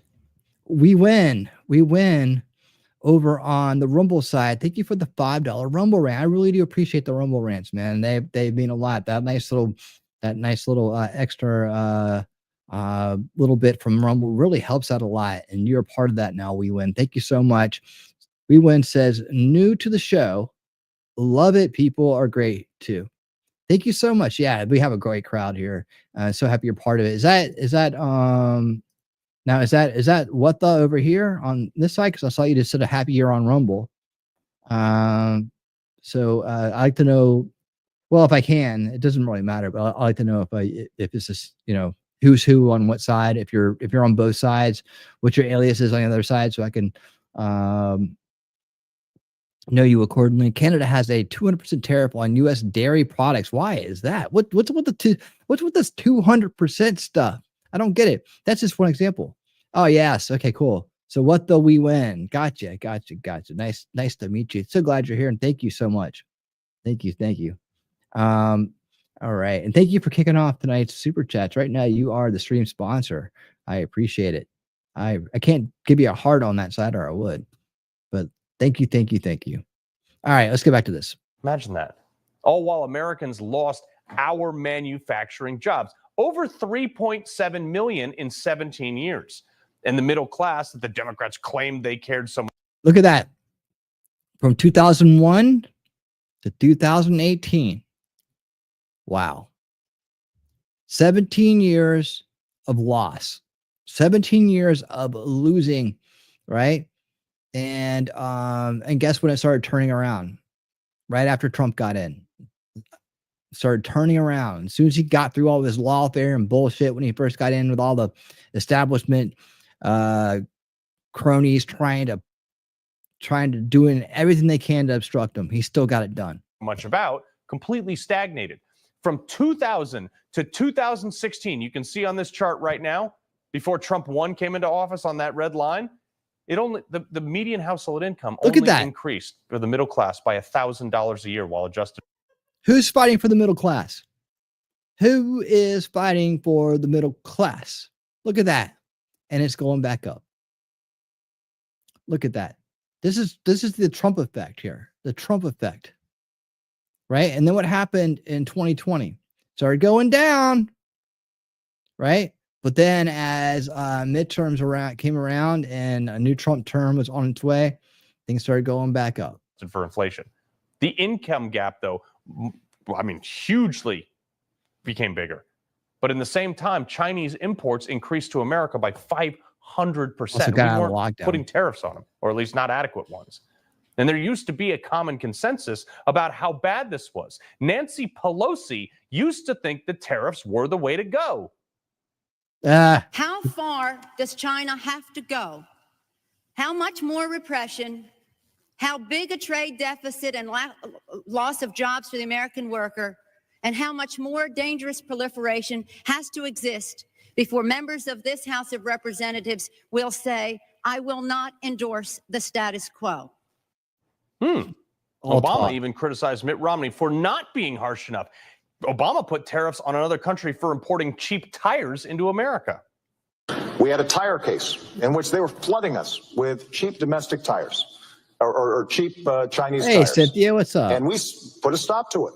And as a consequence, saved jobs throughout America. I have to say that Governor Romney criticized me for being too tough in that tire case. Neocon picked to lose. Save the American workers, he said. Nothing else they did save the American workers. Here's far-left Bernie Sanders criticizing Republicans for allowing companies to the ability to produce our products overseas.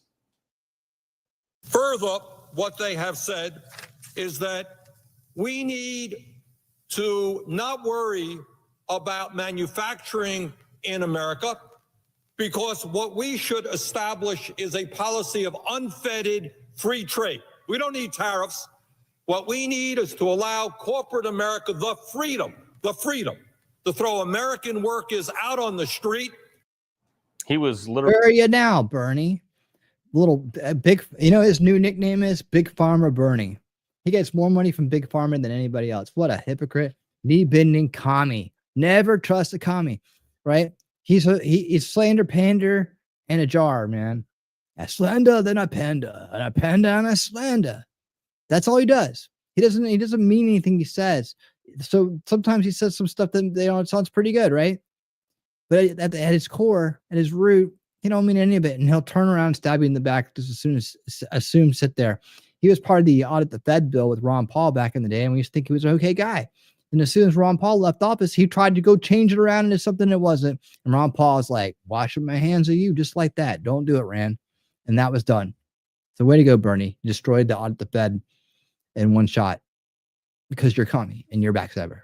And you let all your people down, right? You knee-bending establishment bony is what he is. Anyways, but Slander Panda, he will always be the master of the Slander Panda. He will. Really making exactly the same case Trump is making. The same case Trump has been making for 40 years. But fast forward to today, what's Nancy Pelosi saying? Here, look at her Twitter. Donald Trump's reckless tariffs will cause chaos in our economy, raise prices for consumers, and hurt hardworking American families. This is not a strategy. It's the largest tax hike on the American people in history. From the all about the power. And she knows they're breathing down her neck right now. They're taking away that USAID money that's being funneled back to her. And they are going to start, as Bush was letting us know earlier, they're going to start investigating all these people who got super rich somehow just by being a low-paid civil servant politician. Can't wait. I can't wait. The biggest remedy, the biggest payback, the biggest sense of justice would watch their assets get seized, right? They've done this to so many people in this country. They've done this to so many people. Seize their assets, make them live like the people they have put down their entire careers. They look down upon, they've abused and used all the way through. Make them live like that, and make them live at the poverty level. Make them unemployable and broke. That would be the best sense of justice and remedy we could ever hope to have when it comes to people like Nancy Pelosi, Maxine Waters, and others. The woman who passed the Inflation Reduction Act that spiked inflation through the roof, she's never met a tax hike she didn't like. In fact, all the left is against. Everything they're against is because Trump wants to do it. And all of a sudden now, because Trump is actually doing it, tariffs are bad? I mean, this shows you that they don't actually care about governing this country, but rather just making political standups. You can pick an issue on this. Immigration is the clearest one. Barack Obama. I don't And we should get that right, continue Thomas. the work of fixing our broken immigration system to secure our borders and enforce our laws and ensure that everyone who plays by the rules can contribute to our economy and enrich our nations. Commies will say anything. They'll say anything. Boy, did he change his mind on that one when he built the Right. family separation cages. Bill Clinton said the exact same thing. They'll say anything. We are a nation of immigrants. They don't care. They'll say anything. They're liars. We're also a nation of laws. It is wrong and ultimately self-defeating for a nation of immigrants to permit the kind of abuse of our immigration laws we have seen in recent years, and we must do more to stop it. Yeah, in fact, Democrats are pretty much universally having serious concerns about illegal immigrants defrauding our Social Security programs, like Chuck Schumer. All over where we go, people say, well, why can't you stop illegal immigrants or others from coming here? And the number one answer we give our constituents is when they come here, they can get jobs, get benefits against the law because of fraud. Fraud. Yeah, no doubt. A few years later, he even fought back against normalizing calling them undocumented.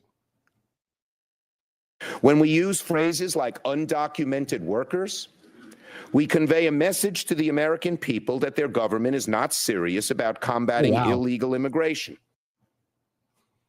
Hold on. We win. Pelosi 92. Remember, 92 is an important year.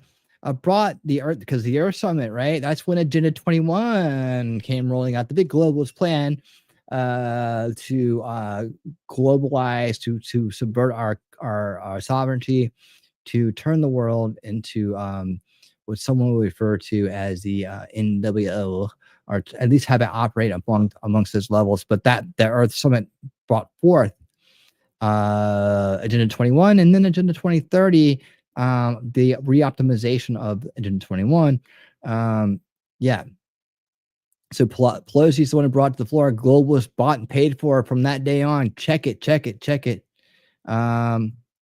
That's when she did it. That's when she turned heel. Well, maybe she was always a heel. Yep.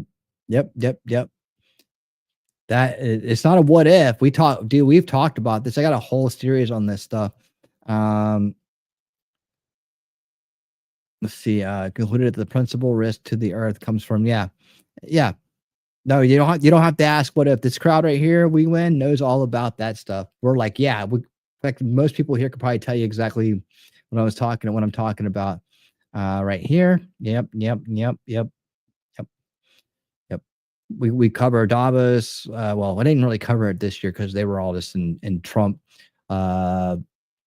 in Trump mode, like they were just dealing with him. We covered Trump going in there and telling them what's going to happen and them having to sit there and take it. We covered that. That was about as much as they're through right now. But yeah, we Agenda 2030, taking that off and undoing the damage that it's been doing is always been on the agenda here for sure.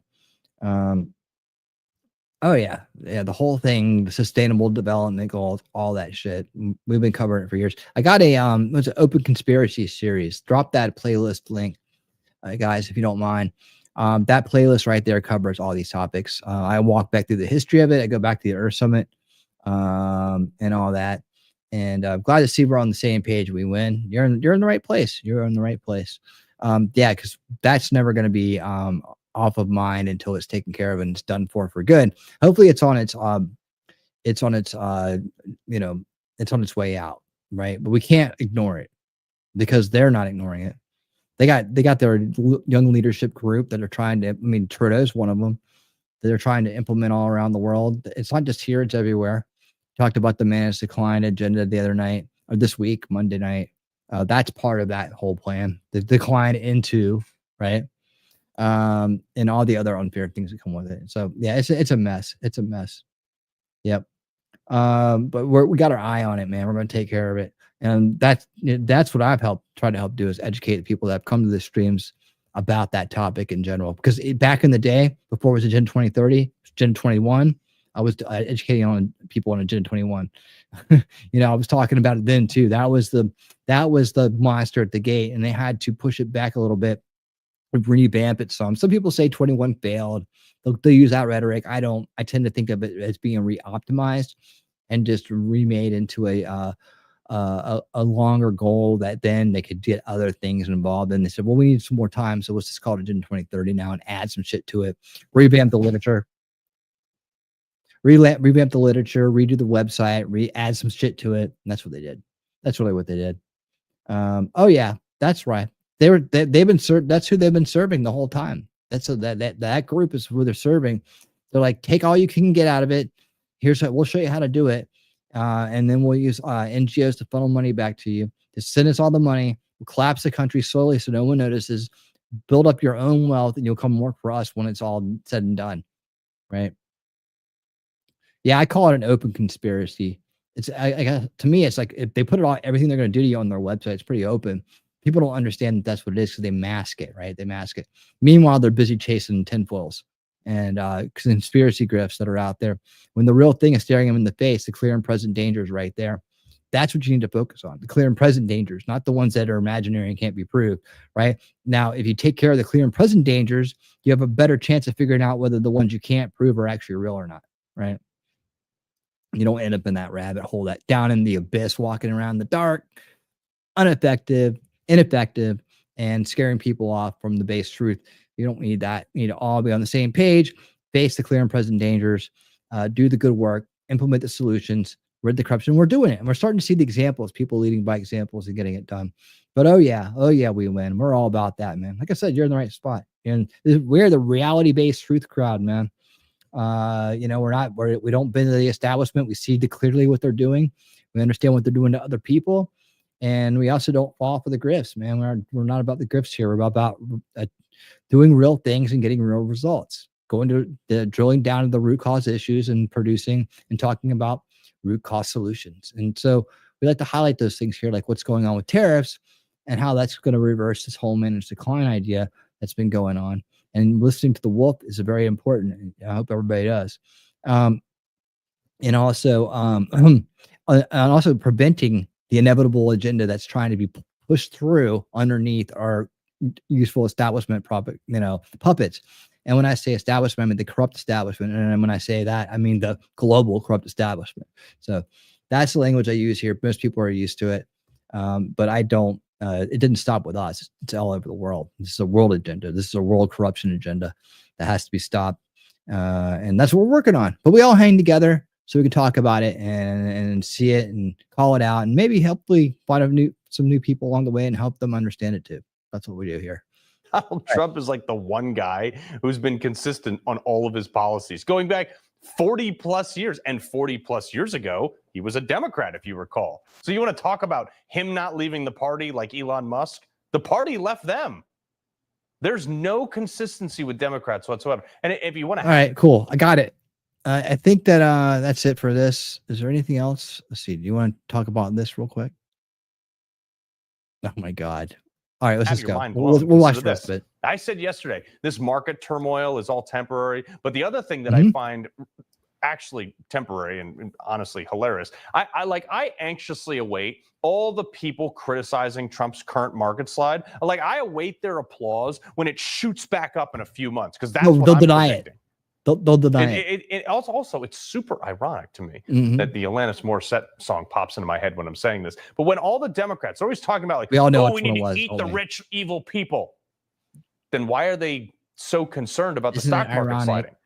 Well, don't you think? I mean, we know why, because it's a chance to take a shot at Trump. But I would actually have thought that Bernie Sanders would be sitting there in his mittens clapping about this, because this little market dip, because the wealthiest 10% of Americans hold 95% of the wealth. Another grifter right there, a bartender and a communist. The people that Bernie always demonized, much of it. By the dip. That's right, Levy. Levy's buying the dip. You would think the left would love the stock market being hit right now, but no, they're criticizing Trump for it. What are you going to buy, This dip in the Levy? market is short-term pain for predominantly rich people, which the left seems to hate, except when they're donating to their campaigns. So, folks, if you have a 401k invested in the stock market, as long as you don't need it by the end of the week or the month, you're going to be fine. In fact, I wager in a couple months, you're going to be very happy with it. Exactly. I wish I had some extra money to buy the dip right now. I don't have any. This isn't financial advice. Of course, it's not. It's also not aviation advice. Don't fly a plane like this either. But if I were to imagine things, what would I buy? What would I buy? What would you buy? If you're going to buy, say you had all tons of money or whatever, you had some money put aside and you want to get involved in the market now and buy this dip. It could be like when the last time Bitcoin really dipped down low, right? Before it shot to 100 or close to 100. I think it got to. Did it get to 100? I think it would at 118 tops. And people made a lot of money, right? But they're wishing there's still a lot of people that are wishing they bought Bitcoin back when it was $500. Boy, that $500 would be sweet now, wouldn't it? It would be so sweet. What if you bought 2 Bitcoin? You'd have $160,000 right now. $160,000 right now for $1,000 investment. That's the kind of dip buying we're talking about here. I'll wait to see what the response is. So what I find super rich too is, remember when the left said the whole time the stock market was going down under Joe Biden, the president's not in control of the stock market. It makes me want to cry sometimes, Thomas. It really does. I'm just pointing out the obvious one of the things I'm like, with the left narrative here. Look, you know why? Because I remember the day I was sitting down on my computer, I don't even know. I can't remember what kind of board it was or how lame it was. It was like back in the 90s, right? And Bitcoin was out, and I was like, well, I was living hand to mouth at the time, and I was like, well, I'm just gonna mine my own Bitcoin, right? I'm gonna mine it. I don't even understand what that meant. And I hooked it all up. I got the wallet and everything. And for all I know, there's a Bitcoin out there and some hard drive in a tub somewhere in my garage. I wouldn't know where to look for it or how to get it to it. But I remember going, I'll just mine it. You can just mine these things. They produce themselves. So I set it up and I let it run.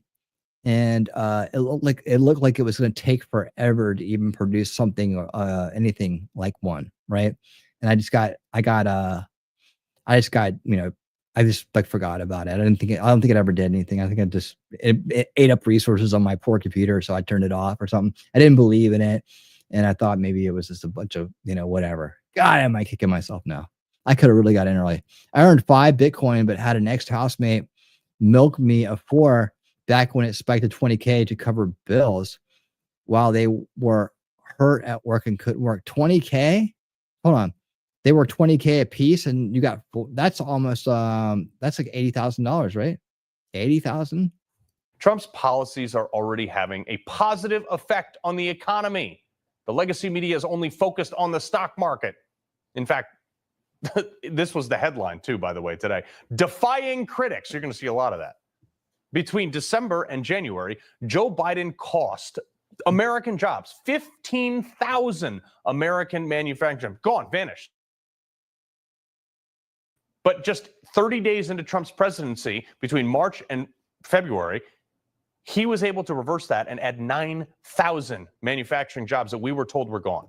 He took egg prices down by correcting trade practices, got them from Turkey. Oil is at its lowest point in 4 years. As we mentioned yesterday, diesel is like as much as a quarter of the expenses of many businesses here in America. As of this morning, jobs expectations exceeded predictions by 88,000, adding 228,000 jobs. And we're talking about real full-time jobs. We're not talking about like part-time lifeguarding duty jobs that Biden was using to cook the books that we're also using government jobs too. The jobs that are being created right now are private sector jobs. 209,000 increase in full-time private employment, 13,000 increase in construction jobs. And that was after all the deportation that libs were like, oh my gosh, you're going to halt the whole industry. No, right? Wrong. 22,900 in transportation and warehouse jobs, 23,700 in retail jobs. And all the while, we had a decline of 4,000 government jobs. All right. 4,000 people are leaving the federal government who were previously taking money from taxpayers. They're now out in the private sector producing revenue. Mm-hmm. Even the people predicting a recession, Goldman Sachs, what all these big banks, JP Morgan, I don't think they actually believe it's coming. I don't understand why. And I'll tell you, they're willing to spend a little bit of money to ensure their investments through puts and shorts and things like that. But none of these major firms are actually selling their assets, aren't selling their stocks. If they really believe the recession or the depression was coming to the tune of 60% likelihood, I like this guy. He's pointing it out. He's calling it out. They'd probably start selling their assets. Yeah, I mean, why? What are you doing? Are you running? You're fleeing? You're cashing in? What are you doing? How are you going to do? Why doesn't anybody ask them that question? Hey, you said this is all going to cause a big mayhem. What are you doing to protect yourself right now so we can do what you're doing? Well, you're not doing anything? You're not that worried about it, are you? Boy, just common sense. Just keep calling these people out. But they're not. And you're going to continue to see headlines just like this. Like I just showed you about Trump's economy defying critics because the critics, like Kramer over on CNBC, we're going to smash them. No idea what they're doing. And pin them 1, 30, 2, 60, 3. 90 days from now, this is probably all going to get wrapped up on the trade stuff and everything will be better. Just like that. Like, the funny part too is that when Trump said that we may feel a little bit of pain during the adjustment, like he never said how long that was going to be. Some people have anticipated, oh, well, this is going to be years, but these aren't financial experts. I've taken note of who said what. And while I may respect some of their journalistic abilities or their takes on certain things or their ability to analyze media or write a good book or something, at the same time, you have to understand who they are, right? If they're not if they're not a financial expert, right? They're not into finances. They probably got someone doing that shit for them, especially if they're successful. So they may feel a little worried and they may have their own perception of it, but they are just giving you an opinion. And a lot of times that opinion is not well versed. Like I'm just media. I'm doing my thing. I'm pure media analyst. I'm taking what I'm seeing. I'm noting patterns. I'm noting behaviors. I'm knowing agendas, right? And then I'm going with that. But I'm not a financial advisor of any kind, man. And I need a financial advisor sometimes, man. In fact, I fully plan on being successful enough one day to have a financial advisor. That's my goal. I want a financial advisor. But I'm not there yet. Let's say hello to Tacky Scooter. That is a Tacky Scooter. I love it. What a great name. Thanks for being here. FUD, fear, uncertainty, and doubt, right? That's what they try to push on people, isn't it? Fear, uncertainty, and doubt. I like your avatar. I like your name. How you doing, Tacky Scooter? Good to meet you, man. Good to meet you. Yeah, fear, uncertainty, and doubt. That's what they always are doing. That's the way they control minds, right? Especially once they have them all nice and boxed into their false narrative. Then all they have to do is throw one of these things out at them, and they'll activate and do all kinds of things. And what they may do may vary on a scale from just throwing a temper tantrum to doing something incredibly stupid and life altering, right? But they'll show up to be part of the useful idiot squad, right? And all they got to do is pump a little bit of fear, a little bit of uncertainty, and a little bit of doubt into them. That's all they got to do. Good to meet you, Tacky Scooter. Good. Welcome to the show. Welcome to the show. Talking about wins, right? And we're still going down this whole from the Financial Times. We're still going down this right now. As we're making our way to the other side, where we're going to talk about some of the other stuff. I'm gonna see, where am I at? 2. Interesting. I thought this would be a little bit shorter of a show, but I guess we're doing a lot of talking. That's good for Friday. We like to do a lot of talking on Friday because we do a lot of hard work during the week. Monday nights at 7:45 p.m. Eastern, even though it says 7:30 on the thumbnail, the trailer, that is.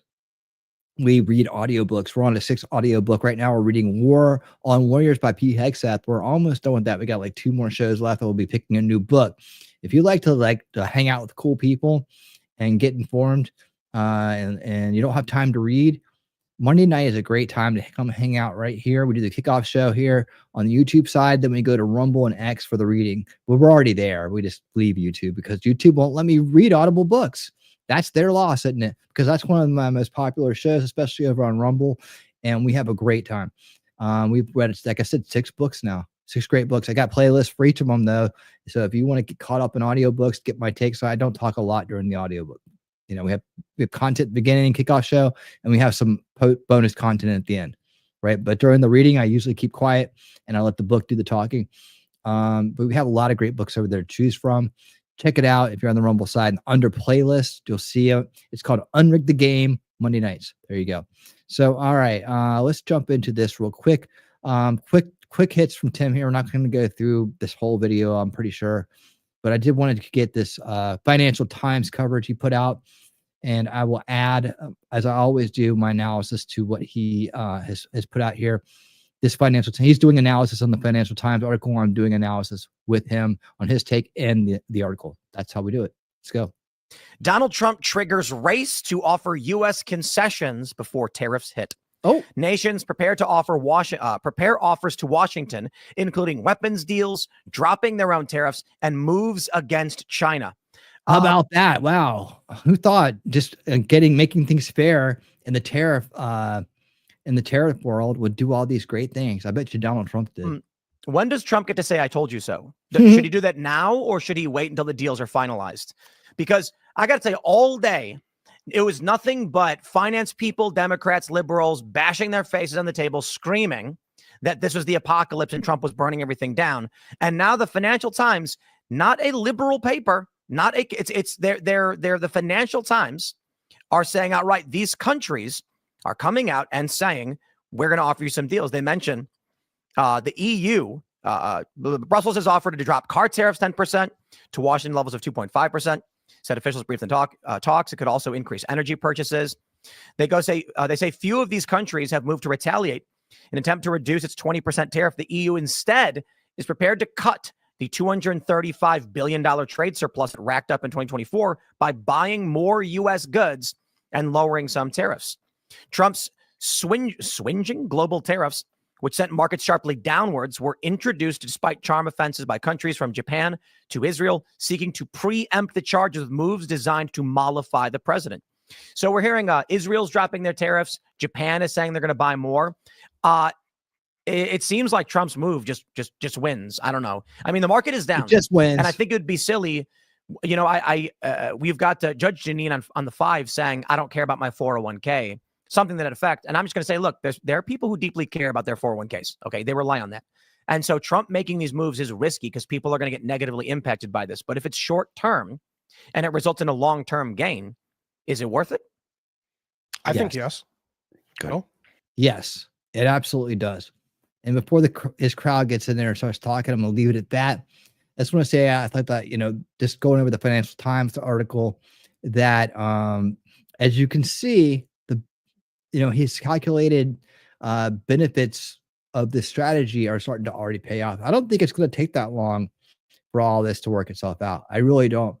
And I think that the art of the deal is making America great again. It really is. It's like we're starting to see the benefits that are happening. We're starting to understand Trump's strategy. And the great part about it is the strategy, even if you know it, it's going to work because he starts from a position of strength, that being the U.S. presidency, right? But he also starts from an understanding of how other people work in negotiations, decades and decades and decades of track record success, right? Delivering results.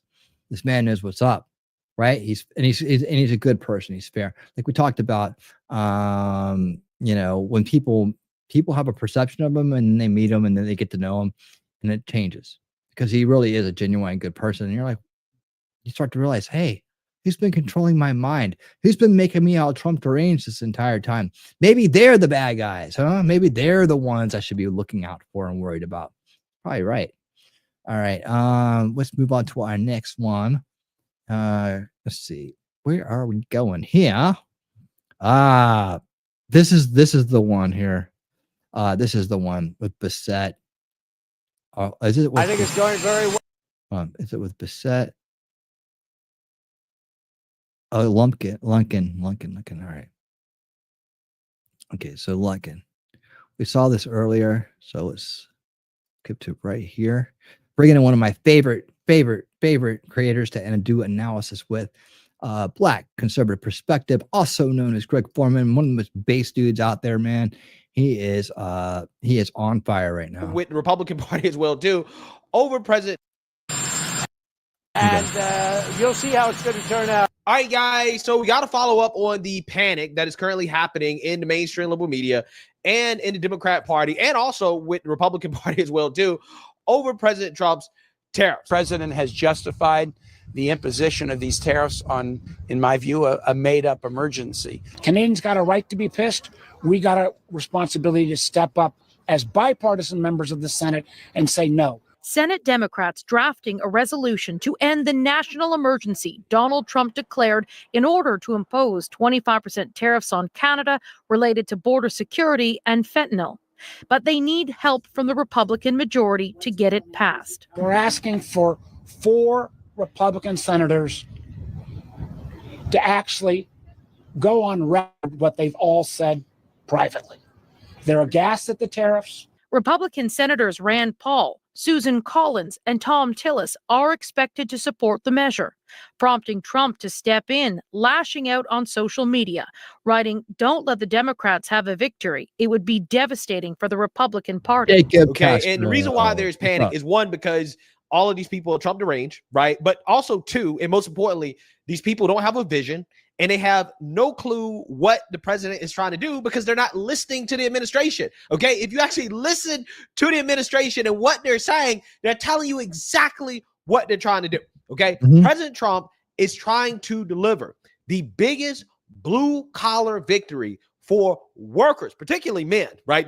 Blue collar men, skilled blue collar men. And I want to make that very, very, very clear. High skill, blue collar tradesmen are going to benefit massively from what President Trump is trying to do. And I'm going to explain to you guys why. I explained it in my last video yesterday, but I'm actually going to go in more detail in regards to exactly how this works, right? Because I feel like I didn't do a good job of doing it yesterday. So I'm actually going to go deeper today. But let's not forget, right? This is one of those situations where Democrats and the mainstream liberal media, they're boohoo whining and crying about something that Democrats agreed on back when the Democrats were a sane party. Be President Trump's Commerce Secretary, Howard Lutnick. Mr. Secretary, nice to have you on again. Are these economic experts I just cited wrong in your view about a recession? I think they're not counting the factories that are going to be built. President Trump yesterday announced $5 trillion in domestic commitments to build factories in America, right? Remember, domestic production, GDP. People forget, if you buy a Toyota that's made in Japan, that's not domestic production. Domestic production is factories built here. So you've got $5 trillion committed to be building factories in America, and that's going to drive growth. If you divide that by our $30 trillion economy, that's a whole lot of growth. And you're going to get that starting in the fourth quarter. And that's going to drive this U.S. economy because it's American workers who are going to build those factories. So let's dive a little bit deeper into that because, you know, in the past when Trump put in tariffs, there was Foxconn, right? He announced that investment. That didn't come to fruition. And what you are laying out, and certainly it would be good if there's more investment, but what you're laying out is this sort of manufacturing renaissance. But as you well know, for businesses, it's not so simple, right? They have to find the workers. Labor is more expensive here. There's concern that trade policies could change in the next few years. And then why invest all this money now if it's just going to change down the road? What do you say to those companies? Finally changing U.S. policy to protect American workers is what Donald Trump is all about. So what you're going to see is factories going to be built here. Why should U.S. policy basically suggest that you can find the cheapest labor in the world with the worst labor conditions in the whole wide world, the worst pollution, right? No environmental rules at all. Let's go build there because it's really cheap and we'll sell it to the great American economy. How about we build it here? We use robotics here. It's cheaper than cheap labor overseas. You're going to see something completely different. Makes American You're going to see the greatest too. They know how to economy in use the it. world. The Renaissance will be the greatest Maintain it. factories in the Program world. it. High tech people. What are the jobs Americans are going to have? We are going to have mechanics who fix robotics. We're going to have engineers and electricians who work. I'm saying he knows, man. And that is the future. And like I said, when it comes to reinvesting in the future, you be wise to invest in American robotics companies, right? That's a good I'm not a financial advisor. It's not financial advice. It's just common sense, isn't it? Work on these great high-tech I remember factories. what's up. These are high-tech jobs. Yeah, we can All do you you need is too. high school education and training, and they're going to have great jobs, great paying, and this is who Donald Trump is going to build for. And Yeah. So this is the exact point that I was trying to make yesterday. As I explained to you guys what I thought the Trump plan was going to be, right? Because they clearly spell it out, even though I actually haven't heard the Trump administration talk specifically about AI and robotics, which is what I went over yesterday. I haven't heard them actually be this specific, which is funny because I feel like I have my finger on the pulse of the Trump economic plan and what they're doing. And that's why, it's just so funny to me that nobody else realizes what's happening here. AI is going to make globalism obsolete, okay? And free trade, which basically underpins the economics of globalism, is going to change, right? In regards to how comparative advantage works, right? It's not going to be about who has the lowest cost labor anymore, okay? It's going to be about cost and power. What does that mean? What that means is that with AI, low-skill workers are basically going to be obsolete. So, all those little trinkets that we buy on Amazon, the widgets that we buy on Amazon from China, okay? The only reason they're made in China is because China pays slave wages. However, with AI and robotics, we can now build machines that will do the work of those Chinese workers for less money than them, right? So at that point, it doesn't matter, right? The low skill work, effectively, the labor costs go to zero, okay? Which means that we can make all those things they make in China and other parts of the world as well too. We can make that here in the United States cheaply because of AI and robotics.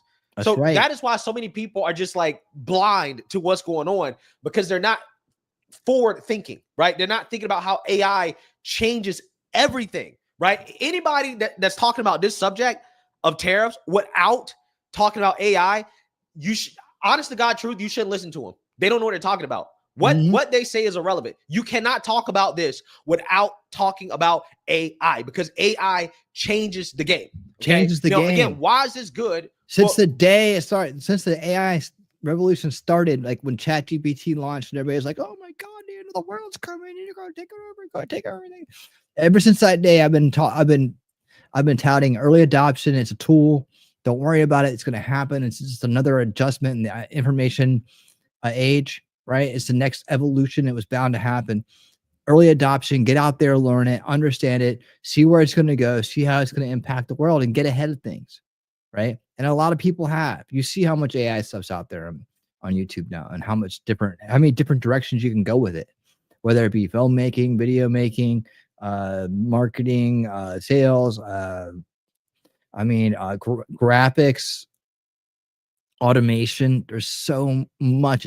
It's overwhelming. It's moving so fast, right?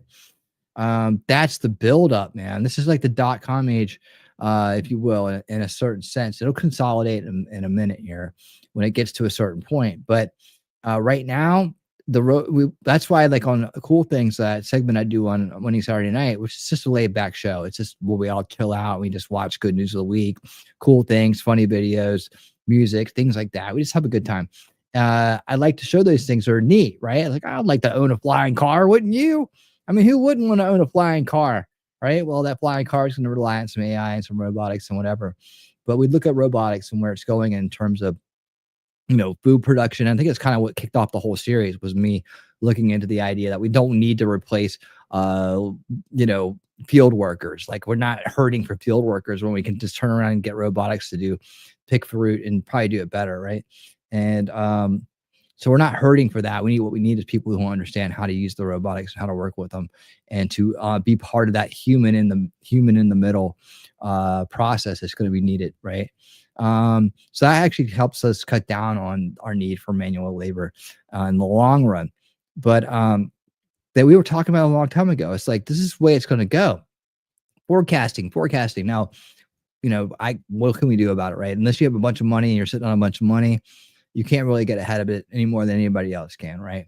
But at least you can understand where the world's going. And maybe find, if you keep on top of it and you keep looking and you don't give up, maybe find something there along the way that's going to be where you fit into this thing, and that you can actually elevate yourself or your situation because of it, right? And this dip that's going on in investment time is a time where, for sure these stocks that went down are going to go back up. If you had like a little bit of money, maybe it's even in crypto or something, right? You've just had it there and you wanted to invest it, that investment could multiply, right? And then take that multiplied investment and put it into take little pieces of it and put it into emerging markets like robotics, right? So that's what we're talking about. I'm learning how to think like this more too. So I'm just sharing it with you. I'm not a financial advisor, not financial advice. In fact, if anybody does have great financial advice, feel free to give it to me. I'll listen. Long overdue, if you ask me. To hell with Chinese crap. I agree, Jacob. I agree with you. If we stop financing the CCP, maybe people will revolt. That's the idea, huh? We should. Why do we keep enabling tyrants, right? This whole corrupt system enables tyrants. We have to stop. And this is part of stopping it. And this is why they're all going, no, we'll stick our useful idiots on you. We'll keep your cars. A bunch of baby tantrums and stupid shit where people are going out and ruining their lives forever and taking themselves out of the voter base. Thank you very much. Appreciate each and every one of you who do that for us, right? And of course they're not reproducing. So it's just generationally making sure their mind virus doesn't make it any further down the road, right? And they'll age themselves out. They'll take themselves out of the game. That's what their cannon fodder they're supposed to do. They're pawns. They send the pawns in first to destroy their lives and wreck their chances to be prosperous and happy, right? Wreck their future, right? Take themselves out of the gene pool. Useful idiots these days are as good as Darwin Award winners, right? If you're supporting the Marxism or the Democratic Party at this point, you're as good as you should get yourself a Darwin Award at this point. Really, we should just give Darwin Awards to everybody over there. Because they're all doing the same thing. They're all taking themselves out of the gene pool and ruining their own lives, following these corrupt people who don't get two shits about them, that would run over them in a bus to get out of town. I mean, they would do it. Biden screwed the U.S. with China. Oh, yeah, he did. 9/2024, Biden-Harris administration gives Chinese-owned green energy facility free pass to NatSec crackdown on foreign transactions in Ohio and Illinois. Concern CCP Constitution. You got a lot of cool information, Wheelan. Got a lot of cool information. Thank you for that. All right, let's hit it. Blue collar, high skill tradesmen. Well, the reason why is because you need those people to build the factories, to maintain the factories, to run the factories, to build the infrastructure for the factories. You need men, high-skilled men that are going to be running these AI factories, right? And this has the potential to create millions of jobs, okay? Why do I say that? Well, look at a Tesla Gigafactory, which is an AI factory, okay? Basically, again, it is a factory run by AI. It employs 11,000 people in Nevada. The Texas factory is going to employ 20,000 people, okay?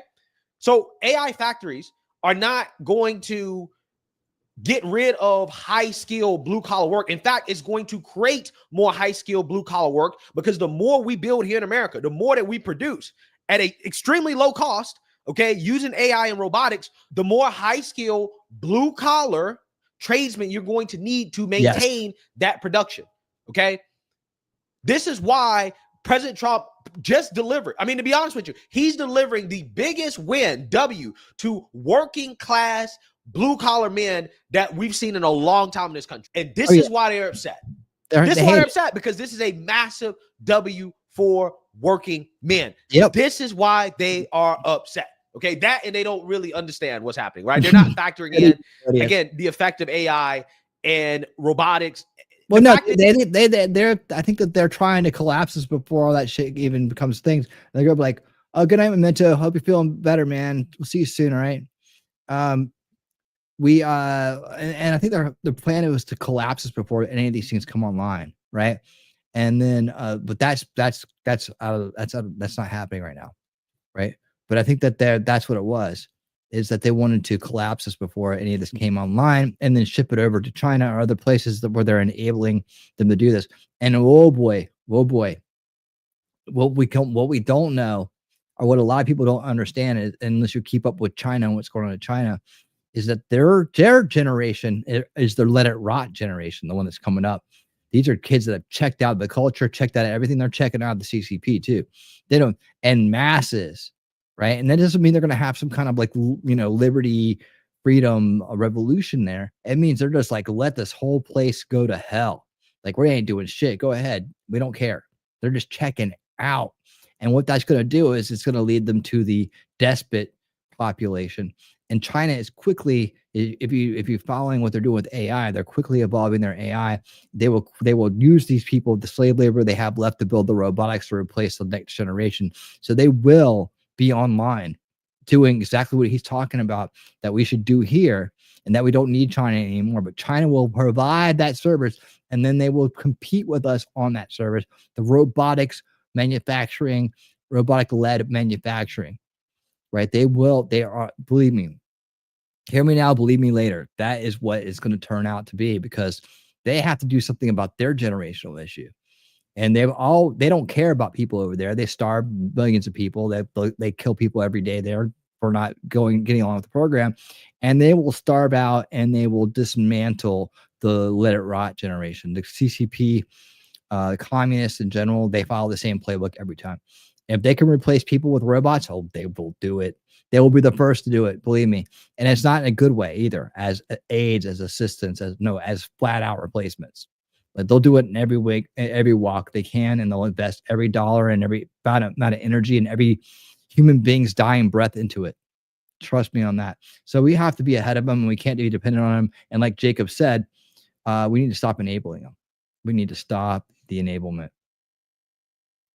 The secret speech of General Chai Ocean Marxism, Hayotan, I can't say that word. Marxism points out that violence is the midwife for the birth of China's century. Yeah, of China's century. Yes. As war approaches, I am full of hope for our next generation. I hope so. I hope so. I'm here to clap you up. Okay, got you. Pump you up. Let's go. Let's go. Thank you so much for being here. Guys, we are just rocking and rolling on this Friday. Let's get through this. We get on to other things. I think I'm pretty much, got the point of this one. For time's sake, I'm going to go ahead and move us to the next piece. Let's take a look at this take, and then after this one, we're on to the O'Keefe media videos, and then we're going to do. Why is it important to do this? I want to hear the few press conference question and answer things, and then we'll get on with our weekends here. But I again, I want to hear this take and see if I agree with it or not. This is going to be my reacts, right? Because I haven't seen this yet in its entirety, and this will be my reacts here. And I promised you I promised you the Tatum stuff. I'll find the Tatum stuff while this is playing. There we go. Why is it important to? Okay, what I need to do is share this first before I play it, right? Okay. Why is it important to do this, to institute tariffs, to rethink trade? I think you have to start with the proposition, has the system failed? And to me, it's an emphatic yes. I think of it in sort of two managed decline, perhaps? Two ways.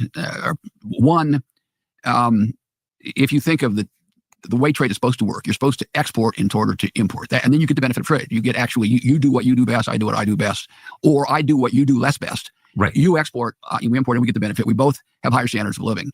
That's not really it's evolved to. It's evolved to now where you have a few countries, the United States being the biggest, that have an open capital system and an open trading system, and other countries have an industrial policy that is designed not to increase the standard of living of their citizens, but to gain wealth. So what they're trying to do is get wealth in order to get assets in the United States, in order to get technology, in order to get all these kind of things that make you wealthy.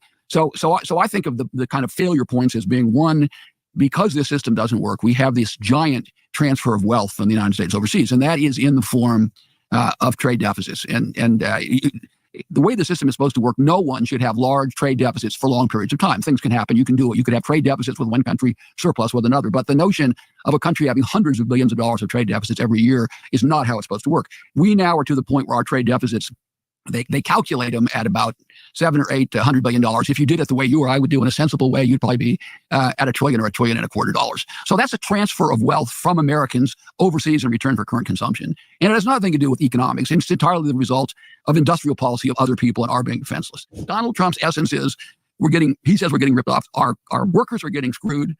It's not because they're lazy or stupid. It's because we have a bad system that is hurting them, and it's destabilizing the country. And all of these are data points that kind of make that point. And once you realize that, you realize you have to do something, right? The purpose of the economy, first of all, obviously, is national security. But after that, it's to distribute resources and wealth so that most Americans live the best lives they can live. And we have lost that. We have just plain lost it. What we really need, I've evolved to, is balanced trade. We need a system that enforces kind of trade balance, not with countries, but globally. Countries shouldn't be able to be huge surplus countries year after year, like China, of course, being the worst example, but also Germany. Ireland is evolving to that. There's a bunch of other countries we can talk about. Countries shouldn't be able to do that. And so you say, well, how do you achieve that? You really need to put in place, I would say, some kind of tariffs to offset this fundamental unfairness. You're not just offsetting their tariffs. Europe, 10% on autos, we're 2.5%. If Europe went to zero, we still wouldn't sell very many cars in Europe. We just wouldn't. Our companies basically make small trucks. They don't need them there. I mean, it's just, there's a lot of reasons why that wouldn't happen.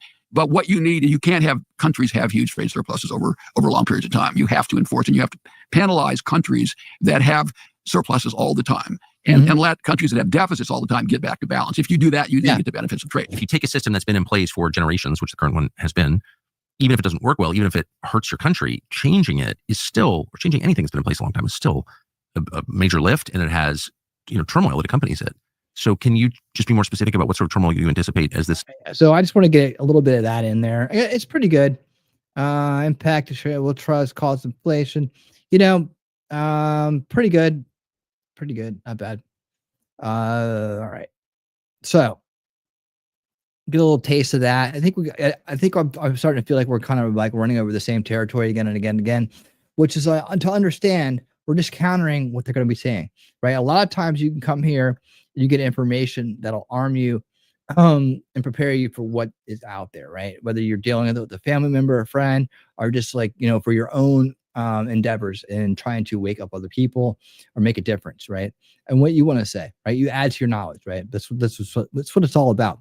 Now, right now, we're going to take a break from our knowledge adding, and what we're going to do is enjoy what happens to Antifa punks that mess with Brandon Tatum. That's what we're going to enjoy here. Oh yeah, let's enjoy this. So if you stuck around and for this long, you're in for a treat.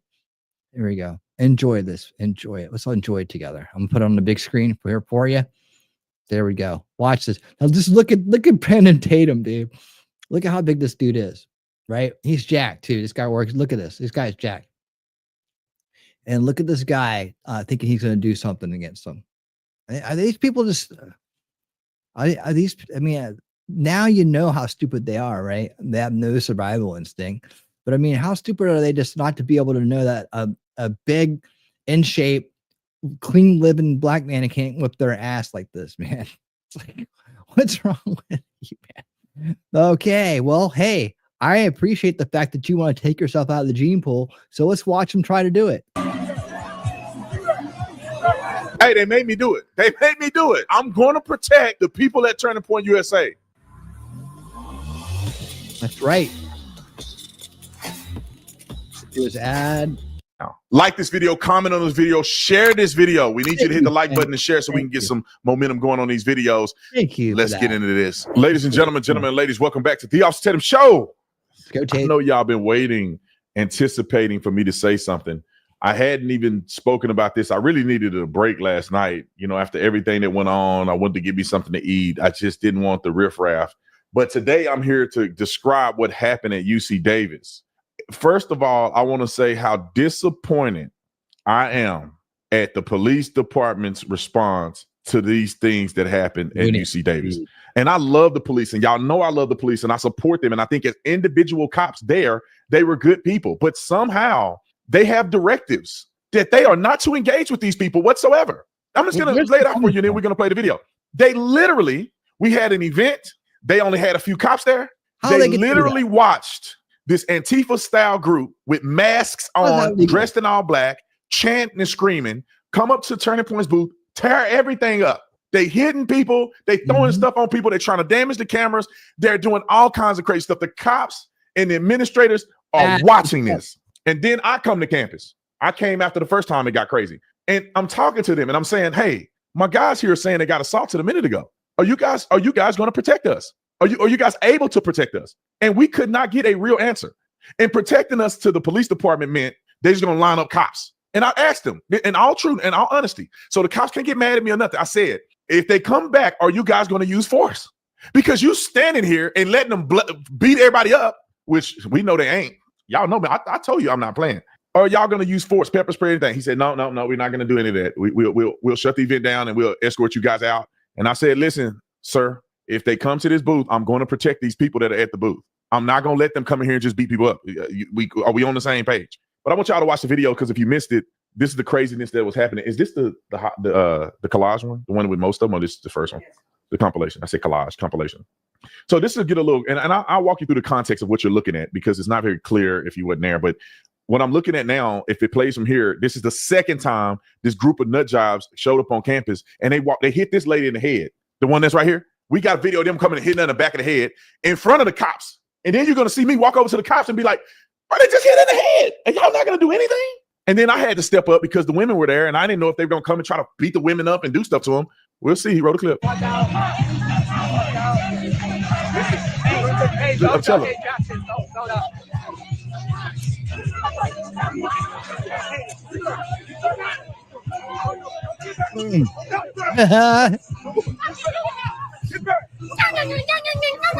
Get in there. Get in there. Get out of the way. Get out of the way. Tate. Look at this, man. Look at this. How do they get away with stealing? They're stealing. They're literally stealing. They're stealing the tent. How are they getting away with stealing? I don't understand how they are getting away with stealing private property. It makes no sense.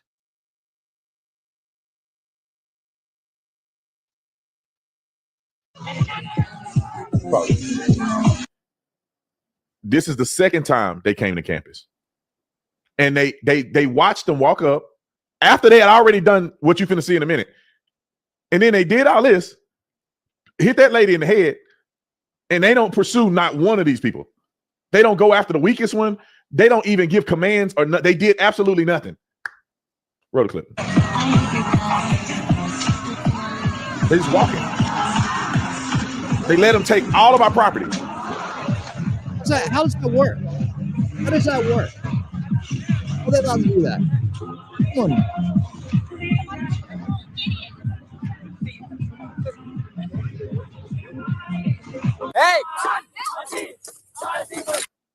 This is what they did before I got there. I literally was on the phone with the Turning Point guy, and I said, "Hey man, where y'all at on campus? Because we can't drive up. I'm gonna have to get out and walk." And he's like, "Hey, the protesters, they're attacking us." And he hung up in my face. I'm like, "That's weird. I guess the protest's gonna be good today." I didn't realize they did all this. Roll the clip. Hey! Wow! Yeah, look at this. This is destruction of private property. This is illegal. It's illegal. How are they getting away with this? See, this is the kind of shit that the Proud Boys would have showed up and been like, you know, they would go to these things and they would keep these guys from acting this way, and no one else will do it. That's how they were actually. That's how the actual reform to resist to be a barrier between these people, these Antifa people, and the people that were just trying to get the word out. That's exactly what it was.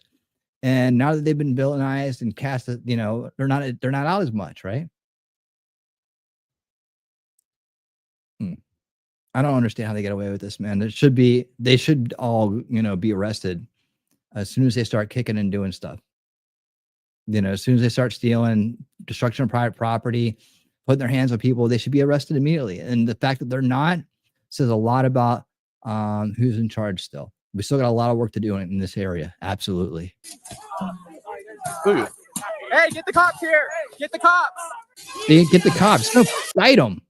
Don't get the cops. Fight them. Go after them. Go after them. Get the cops. No, fight them. Fight them. Hurt them. Because that's the only way they're gonna stop. I don't put up with that shit. Don't put up with that shit. I'd be like, paid them. I'd be like, we're trying to hold myself back at every freaking ounce of self-restraint I had, you know. But as soon as you commit an act of war, it's war. It's on. So the smart person doesn't do that with someone with that mentality, right? They don't take a war stance against someone who will gladly punch you in the face, right? Who will gladly return your idiocy, because will gladly stop your idiocy with a hard punch, because you know they don't understand anything else like that. They're not going to listen. They obviously don't care about the law, and if they hurt somebody, they're hurt for good. You know, I don't know. Tatum, I probably would have done what Tatum did, just stood my ground, but it's really hard to resist, and he's going to talk about it too. It's really hard to resist just going in there and taking care of business, like we were kids. Like, but that's how we take care of business, right? Look at him.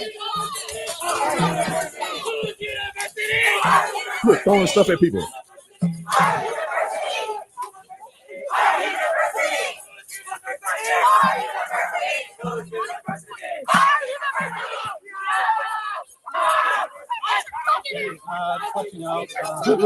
what are they doing to that man? All right, hold on, pause it, because y'all finna see me in action again. First of all, just so y'all know, these were the weakest. I can smell the soy powder on these fools. Right? They weak, incel, non-binaries. The weakest people on earth. Honest to God truth. If they had decided to become physical, I could have knocked out 6 of them easy. One by one. Talking about. But they weren't throwing punches at me. So I'm just pushing them out of the way. Get out of the way. Get away from us. Because they came in there and they destroyed property and they stole all our stuff. So here's another view of me where I'm talking to the cop. I said, they just punched the girl in the face. Are y'all going to do anything? And as you can see, the young lady started walking back towards the crowd. So I walked with her off camera. I tried to push them away from our stuff because they were going to steal it all. And 4 of them fell down like little cowards. And then the one non-binary, trinary, or whatever it is, with the bike was talking crazy and being threatening. And I just had to, you know, let them know that soul will come out of you. You mess around with the wrong people. Roll the clip. I mean, I want you to watch this. I'm going to slow it down. I got to slow it down in this part. I just want you to watch the power here happen. Watch the power. I hit the whole crowd of them. Look at him. Look at him, man. He's got his weight forward, man. He's just like, all right, you ain't gonna come through here. Well, watch this. He gives them warning to back up. That little one was boom. He put his hand in his face. Watch this. Talking crazy. I mean, hold on. It's worth watching a little bit slower, isn't it? Let's just watch. Let's just enjoy. Thank you all. Proud of him. And then that little. Hold on. No, I sped it up. Let's slow it down here. There we go. I don't need this. Turn it down here in case it's weird. Talking crazy. Boom. That's awesome. Let's go. Boom. Man, you better get your weight up, bro. Go ahead. One more time. Let's go. You better get that. I put that. That lady right there got her head hit. Man, you better get your weight up. Then they start trying to talk. Look, they just pointing a finger at me. Man, get back. I love it, dude.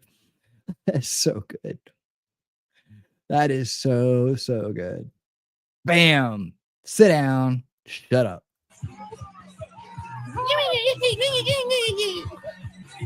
All right. One more time, huh? Look, she holding the back of her head. One more time.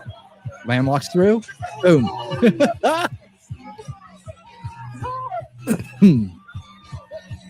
All day Look at him. long. Look at him scurrying back. Look at that. I could have took half. Look at that. They all like, hey, get out of here. It's Brandon Tatum. Everybody run. Well, easy. They were Everybody all running super Tatum. weak and soft. Now, I'm not the condone. I'm not the person to condone violence, but I do condone defending yourself. That's the and I do condone you defending other people. You're good. You're good. You did it. He did it. He did it. He did it well.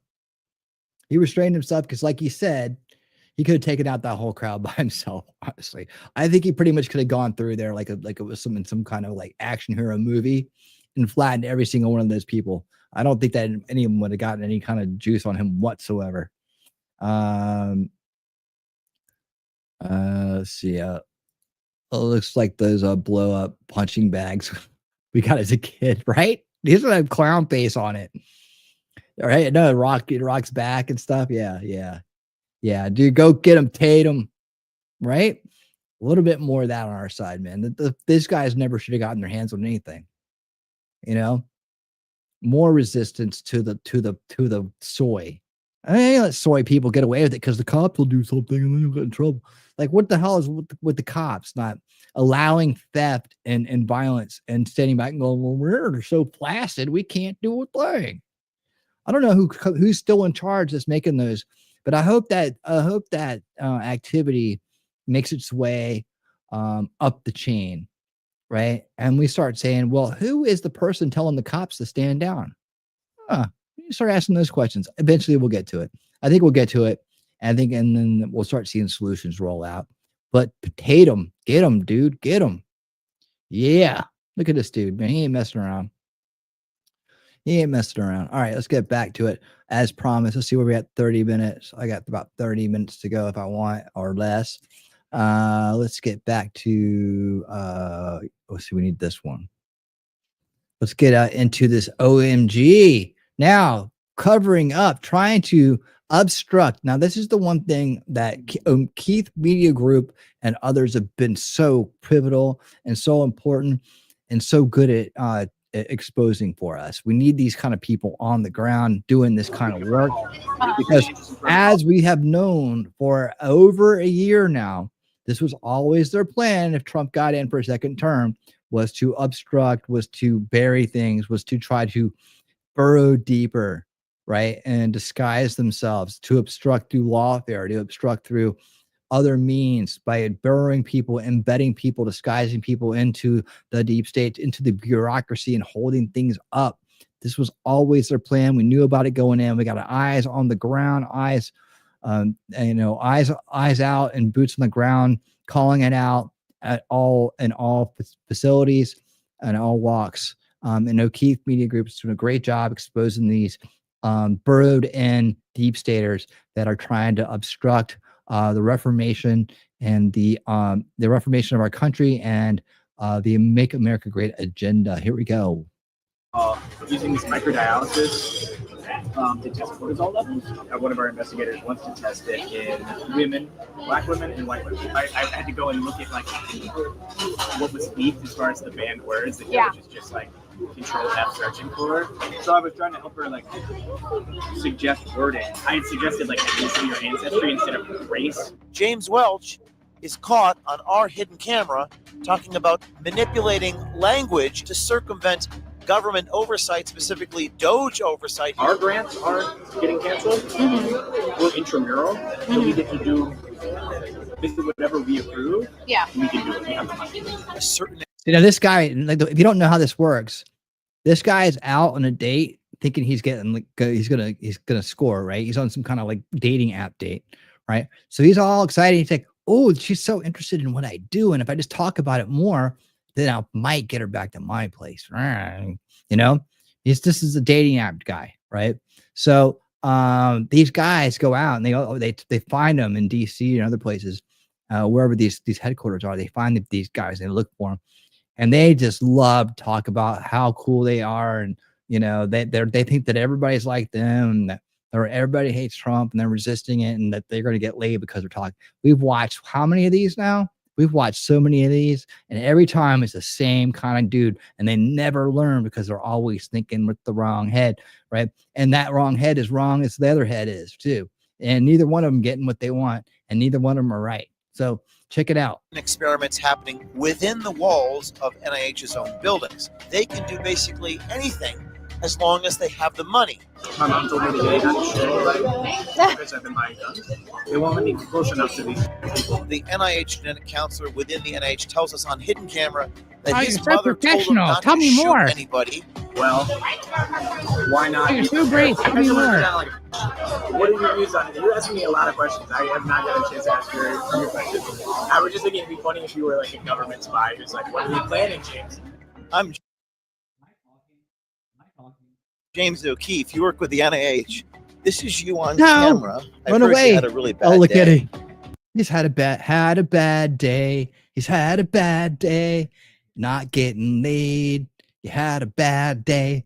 You ran your mouth because you were drunk. You thought you'd get laid, but you just had a bad day. I didn't need that just in there. I could have scratched that and it would have been perfect. All right. Look at Shorty right here.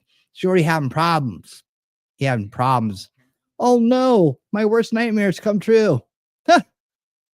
You're about to have a worse day. Run.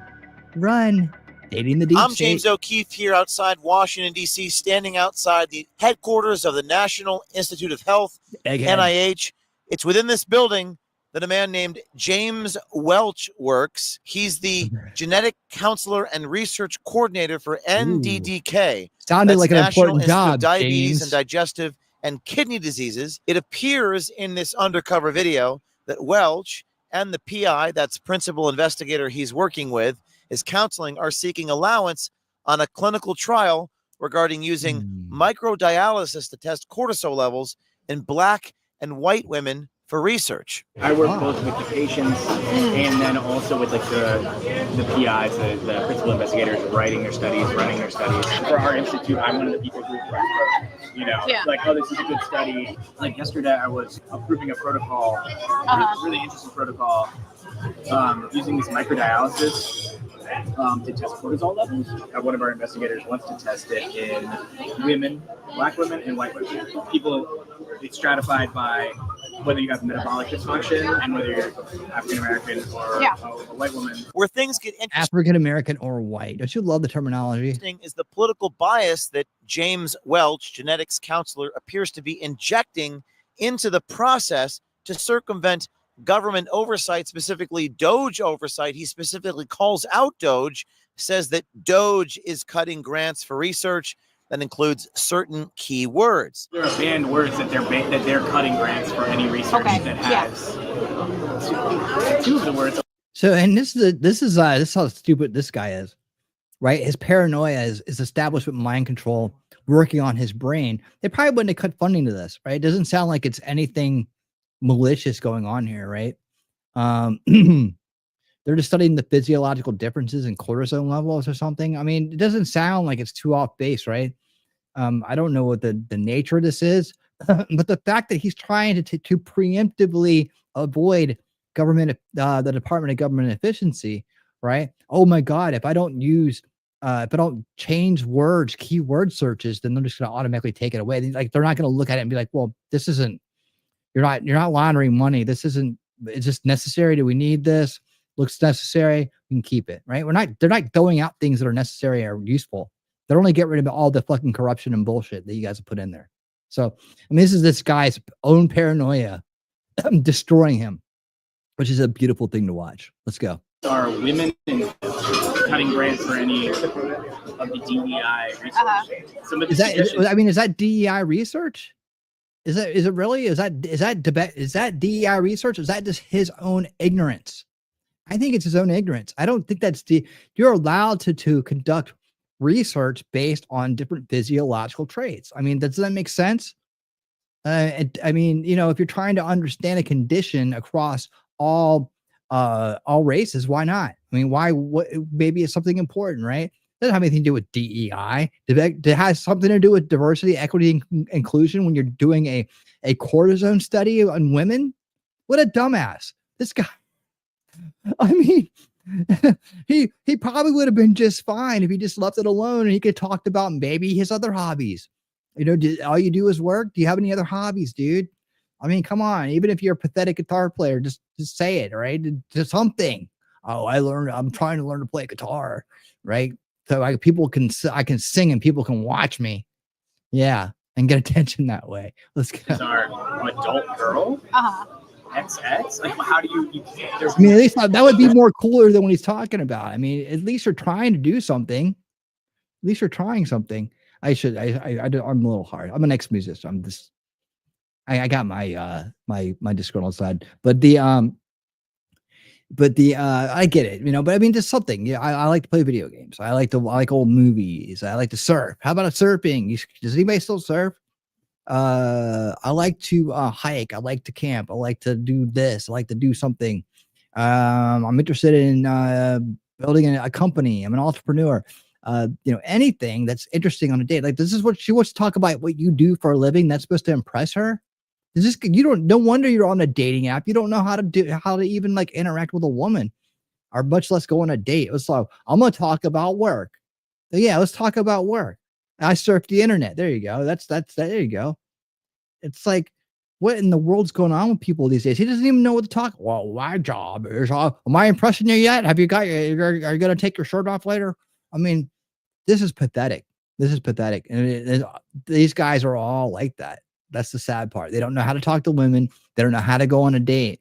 And they sure don't know how to fucking keep their mouth shut, or they don't have any street sense. They don't have any awareness of what's going on around them, you know? And I mean, why are you going to try to impress women by talking about how you game the government system, you know, for some ideological purpose? I guess you think that's attractive. I don't know. Does that work on most dates? And so, you know, I'd probably not, because you're out on another one. I don't know. But what's I think vinyl pilled from Wisconsin. Do you want a clip, man? I'm asking now. If you want a clip, say yes. Been training new hires at work, so have been working later. Wanted to pop in and say hello and let you know I'm still alive. Glad to see you on. Hope things are going good. Man, Vinyl Pill, thank you so much for the $15 super chat. You are awesome, man. You are awesome. Thank you so much, man. I really appreciate your generosity and looking out, man. It means a lot. And man, thank you. I hope things are going well. I know how training new hires can go, and I appreciate you thinking about me and thinking about the channel and coming on. You said blonde. Okay, gotcha. Let me see what I got here for her. Yeah, here. Well, I guess this girl's kind of blonde. Let me see. Yeah, let's give you this with that one. Yeah, this is blonde. This will make you happy.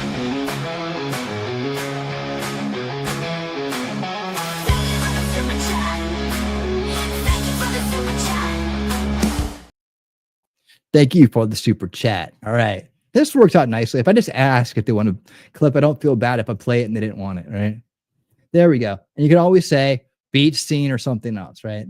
Non-beach scene or non-beach scene. And then I'll surprise you with the non-beach scene. It's probably cat.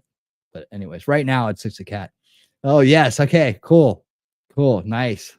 Thank you so much. I appreciate it. And remember, when you do super chat, you have the option of getting a beach scene clip. It's always there for you.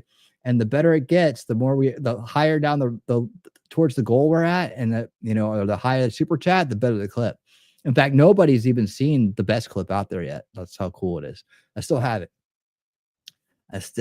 All right. So anyways, my rant about this guy and his non-women skulls. Let's hurry up and get through this. There's no way around this. Yeah. Woman isn't banned, and male men isn't banned. Here, the NIH counselor, James Welch, is coaching the applicant to change the wording of this application within NIH to avoid triggering what James Welch thinks is some type of algorithm intentionally guiding the application process within NIH to circumvent government oversight. The problem, of course, with manipulating the language is this has nothing to do with science or technical excellence. So I was trying to help her like suggest wording. Like we approved it, but we're like, maybe because our grants aren't getting canceled, we're intramural, so we get to do basically whatever we approve. Yeah, we can do it. We have the money. Intramural research refers to certain experiments happening within the walls of NIH's own buildings. Now, James Welch says they can do basically anything as long as they have the money if it's intramural. She's taking out the stratifying by race, and I'm like, yeah.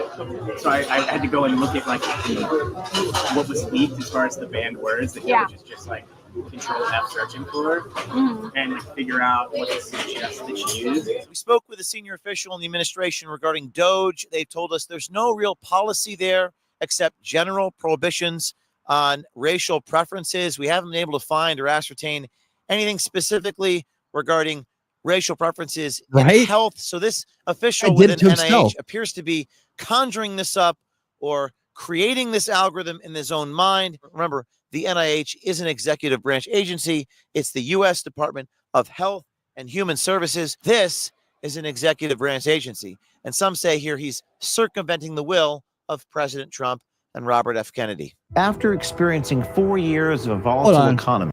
Hold on. I'm back. All right. Oh, man. I nailed it. I got it right? He was making it all up in his head. Making it all up. Is there any more? So yeah, he's making it all up. I think they just kind of go back over this. Usually that's how it works in these videos. He'll go back over it.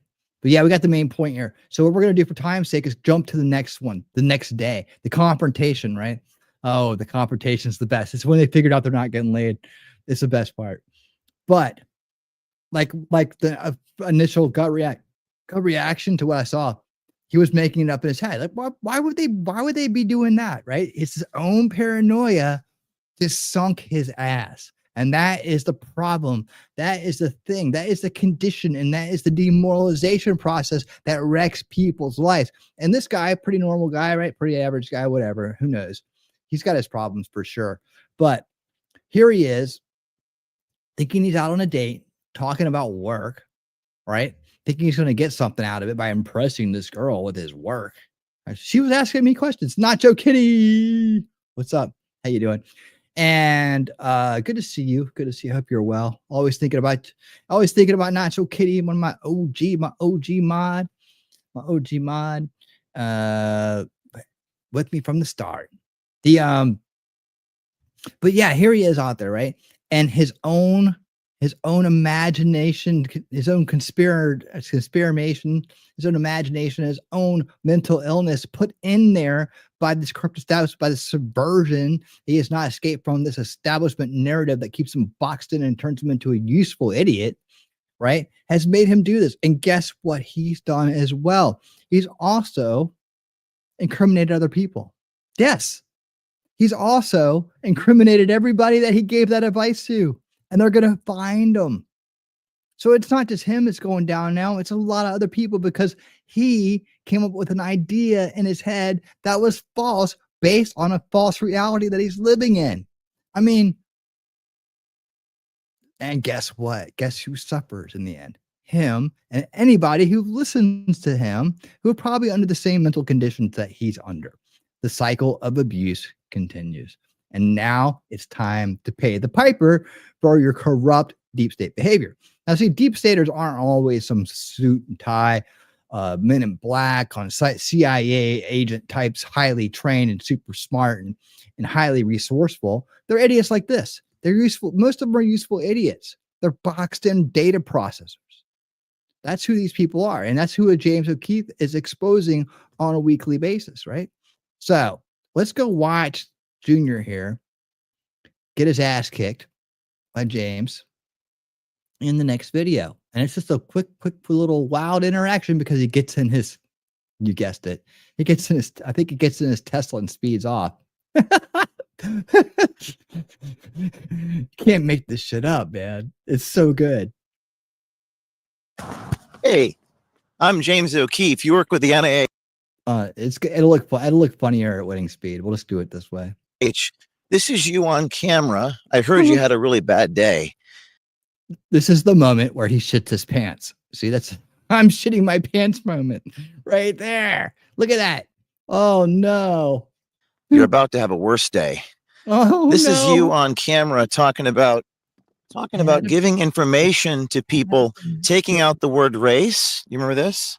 Like yesterday, I was approving a protocol to figure out what the suggested use. I had suggested like ethnicity or ancestry instead of race. Isn't that deceitful? You just get out of my way. Yeah, I'm out of your way. Isn't that deceitful what you did, sir? To lie? I don't know what I didn't lie. You're on video. Changing the words? But you did lie.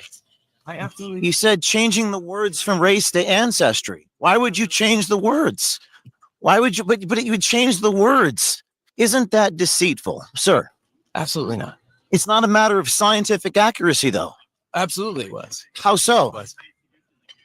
I don't know what you're talking about. Yes, you do. You're on video. You do know what I'm talking about. We're here with the guy inside the NIH who's driving away in his Tesla. Listen, you work for the government. You know, sir, you're avoiding accountability by changing the words from race to ancestry. Isn't it true that ancestry isn't the same thing as race for medical clinical trials, sir? You don't care about people and their health. I'm a journalist. I care very much about people. You said I don't care about health. You're the one changing the words in the clinical trials, sir. I believe in good science. I believe in protecting the people. Then why did you say it's ancestry instead of race? For accuracy, scientific accuracy. It doesn't sound accurate, though. I'm an expert. You're not. I'm an expert. You're not. Are you kidding me? I'm an expert. You're not. You just said you did it to avoid Doge. You said it. You're already busted. Game over. And anybody else who did what you said, you gave advice to. Your friends, they're screwed too. You screwed everybody. Why? Because you're a mind control victim. You think you're a smart expert? No, you're a mind control victim. Boxed into a narrative that controls your actions, thoughts, and intentions. Until you get out of it. You're a mind control victim. Mind control is real. And you just saw it right there. The deceit of these people. The conceit of these people. So the NIH official staggering towards his white Tesla, backing up, saying I'm in his way. I'm not in his way. He could clearly walk from where he was into his vehicle, claiming I'm disrupting him. Then we conduct the interview. He rolls his window down and proceeds to talk to me. He says that I don't care about people, that he cares about people. How much did he have to drink? And he's not being deceitful, even though in the video he clearly changes the words from race to ancestry to circumvent. Hey, James, it's easy for him to lie to you because he lies to himself. You see, people who lie to themselves, right, who are phonies to themselves, have no problem lying to you. That was hold on a second. That was a piece of wisdom given to me by a serious alcoholic addict in a sober state, talking about the condition and very truthfully talking about his condition as an addict. But I've never those words, like I said, in a sober state, a recovering person, right? But it's still talking about how easy it is for him to lie to other people because he lies to himself, or he has lied to himself. He's learning from experience, right?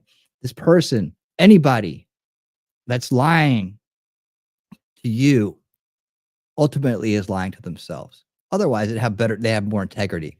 They say that they're something. They say that you're something, right? These are lies. Oh, you're the best awesome person in the world. They say, then you see them say it to the next person, and you see them say it to the next person, right? Oh, you're this. I just think you, and I think you're so awesome, right? That's just manipulation. They don't mean it. They're not sincere about it. We know each other in certain ways around here, and it's impossible for us to know each other past a certain point, right? Only time gives us that. Only time and experiences and closeness will change that, right? Otherwise, we know each other as well as we do for the time that we spend together here on the stream, right? Let me just stop trying to lean into my screen and changing my color on my face. And that's honest. That's an honest take, right? If I was to sit here, right, and I was to, what time is it? Wolfram, can you stay up late tonight? We might go over a little bit. Actually, because I'm going to talk at a mood, I guess. If I was to sit here and I was to put a bunch of trophies behind me on the wall, right, and tell you guys that I'm some kind of great champion, right? But it's just trophies that none of them mean anything, right? I've just collected them over time. Let's say somebody gave me a couple of these trophies, or I saw one of these trophies that looked really nice and I bought it, but I never really got and earned the trophy. But I said I'm a champion, right? And I put these trophies on the wall, and I'm telling you guys every day that I'm, you look at my channel and I want to show off like I'm somebody that I'm not, right? By putting shit behind me up on my walls, right? And say that I'm some kind of big time champion, right? I'm lying to you if that's the case. Like, I'm lying to you, and I'm able to do that because and that's I'm being the person in this scenario, right? That person in this scenario is lying to you, and they can do that because they lie to themselves. It's like Captain Not Fun, right? Constantly lying about everything. He lies to himself, so it's easy for him to lie to other people. And so there's other people like that. Nobody probably remembers that guy anyways. Bad example. But honestly, think about it, man. Think about it when you're out there. Think about it when you're interacting with people. The people that lie to you easily are lying to themselves in some way, shape, or form. So they're probably entire presentation is a lie, right? Anyways, yeah. Vent Doge, clearly pissed off. He's had a bad day. He even told our undercover journalist via text message, it's a bloodbath at work. People losing their jobs. So I didn't want to make his day worse, but I was kind of surprised he didn't just drive away. He kept talking to me. I think he was in a state of shock. He rolled the window down. He said as he was driving away, he said that he cares about people I don't. He says to me as he's driving away in his Tesla, which that's ironic, by the way. That's so ironic. He said that I don't care about people. He cares about people. Of course, we care deeply about people. We want people to know what's going on in their government. See, that's a whole projection right there too. People who lie to themselves project all the time. It's just like, you don't care about people. Bro, he doesn't care about people. Oh, I got the job that proves I care about people. It doesn't mean you care about people. It means you got a job. And James O'Keefe went down to across the border and rode the goddamn train with the illegals coming here and crossing the border to understand what was going on with people. He literally was trying to help people the entire time throughout what he was doing. He put his life on the line to help people. Right? You don't want to help people. You don't care about people. Are you kidding me? This guy has already proven without a shadow of a doubt that he cares about people. I mean, he literally put his life on the line, showing how much he cared about people. And during that documentary, it was shown over and over again how much he cared about people. Right? But here's Egghead in his Tesla after not getting any on his date, right? Dating app date. Rolling off in his Tesla after admitting to committing crimes at work, changing things in order to avoid government efficiency. Wow. And taking his coworkers with him at the same time. And was he caring about people when he did that? Was he caring about you and me? Was he caring about the coworkers? Was he caring about anything? Did he care enough about himself? He has no self-respect. Did he care enough about himself to even figure out the truth about the true nature of reality? Whether the people he bought into and believed were actually telling him the truth, or actually cared about him? No. He lied to himself and told himself he was doing these things, but he never did it. Those are where the lies come in, and they cost you in the end. Even if dishonest people get away with bullshitting and snowing people over for a long time, it comes back to get you, and it comes back to get you in big ways. So if you're one of those people or know one of those people out there, the time's going to come. Your time will come. All right, let's wrap this up. Anybody who's against the mission of people knowing what's going on doesn't seem to care about people. They always either run away, assault me, call the police, or say nothing. That was like everything but calling the police right there and assaulting. Very interesting. Here in Bethesda, Maryland. Stay tuned. It's always an adventure with OMG. Yeah, it is. Yeah, it is. I love these. It's like some of my favorite videos to do. Some of my favorite stuff to review. And now we're going to go to that. We're just going to do the Marco Rubio, basically talking about markets are crashing, their bullshit, how to counter bad questions from the establishment. And he just completely crushes this. And I think we need to see it. That's why I'm going to include it. This will be the last video of the night, but I think you guys will really appreciate it. And you need to know how your elected officials are behaving and doing and what they're saying, right? And that's what I help provide for you here as well. Did he do it to help people or prideful notoriety? Well, he certainly was bragging about it. He did it to try to avoid. He did it for ideological reasons. He did it for tribal reasons, I believe.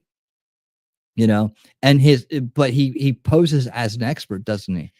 He figured beware of people pose as experts when they're not, right?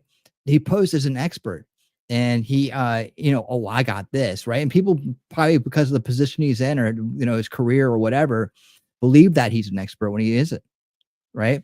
And so he got a bunch of his coworkers in trouble now by taking his advice, coming up with bad advice, making shit up in his head, right? He made shit up in his head that wasn't true. Oh, you got to change they're searching for these keywords. Where did he come up with that shit?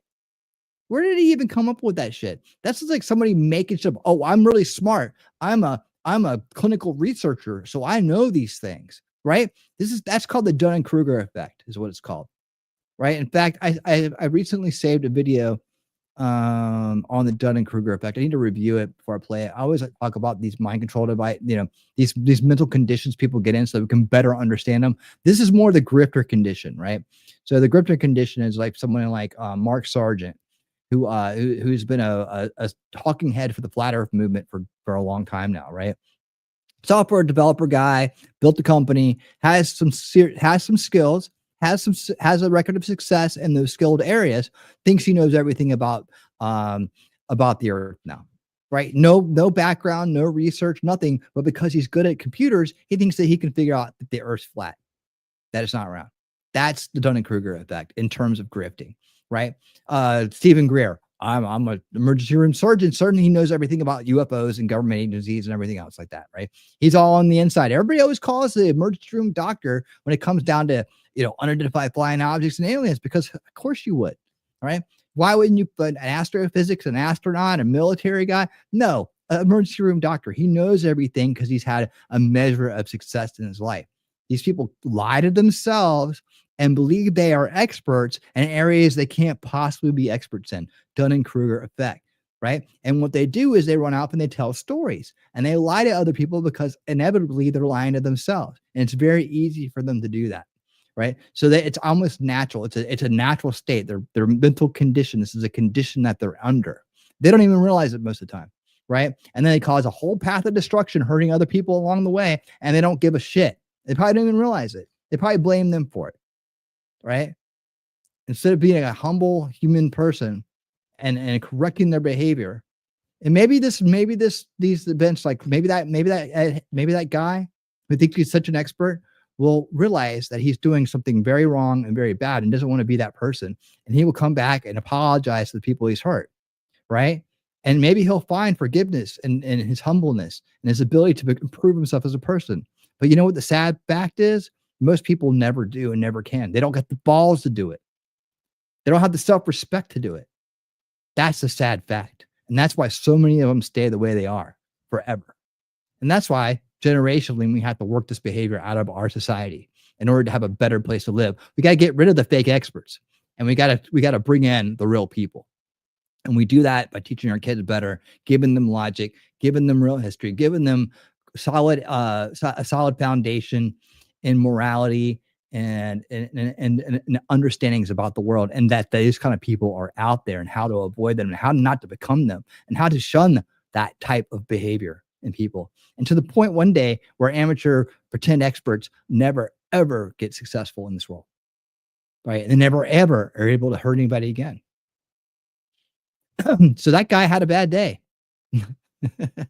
All right, let's get to this. What do you guys think about that? All that stuff, huh?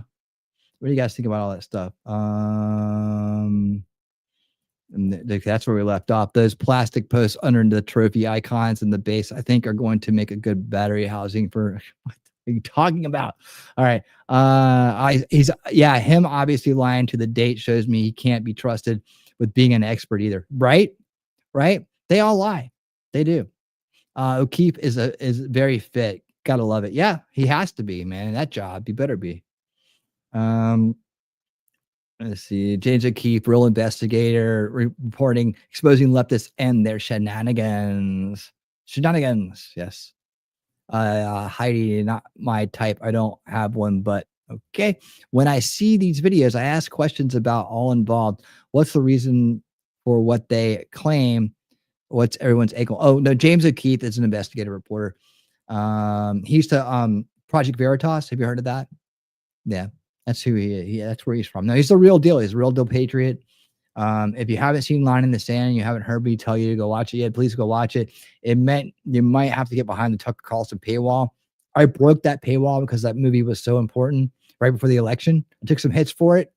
I took a strike that's way gone now for it. I showed it. I exposed, I think, 5,000. I think, what was the final word? Was it 5 or 7? Someone between 5 and 7,000 people I gave that documentary to for free. That was my line in the sand. It shouldn't have been behind a paywall, especially before the election, because it exposed the truth about the southern border invasion and how it was affecting women and children, and the money, the giant billion-dollar industry behind it, right? And how they were paying off people, all kinds of people. I'm talking in the American side of it. In America, they're paying off people to get away with it. And that shit's still going to come out. That we're going to be going back to that one day. Trust me on that.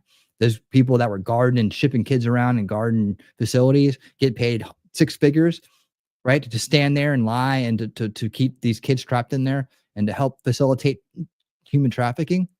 They're going to go down. We'll be seeing that one day. I'm pretty sure. I hope so. Anyways, yeah, that's James O'Keefe. He's awesome. Check out his content. O'Keefe Media Group. You're going to love what he does. He is exposing the truth. And a lot of these government agency guys are out there blabbing about what they do at work. So they get them on a date and they start talking, they start running their mouths and they record it. Because they shouldn't be talking about anything they do at work, especially in top secret areas in the government, right? And there's a lot of people that do that. There you go. Anyways, hope you enjoyed that explanation. Let's see. Serene Pickle. I haven't heard from you in a minute. Say he's too young for me, but he is entertaining and brave enough to get in those situations. Yeah, they have people that help out too. Like they have people that are private investigators that sign up to be what do they call them? They have a name for them. They're basically people that go out there and they become undercover agents. They're doing a great job. Let's see. Okay, there we go. Classic confession through projections. Yes, they do. They all do that. Yep, no longer. Yep, he was the CEO of Big Pharma, paid the board to kick O'Keefe out of his own company. That's true. That is how it went down. All right.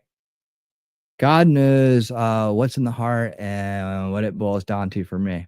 Yep, and God is definitely on O'Keefe's side for sure. Because he's made it through some situations in life, and he's here and he keeps exposing the deep state better than anybody else. He's done a great job on it. So let's take a listen to our secretary here, Secretary of State, right? What is it again? I'll figure it out. It's not Secretary of Defense. That's Hegseth.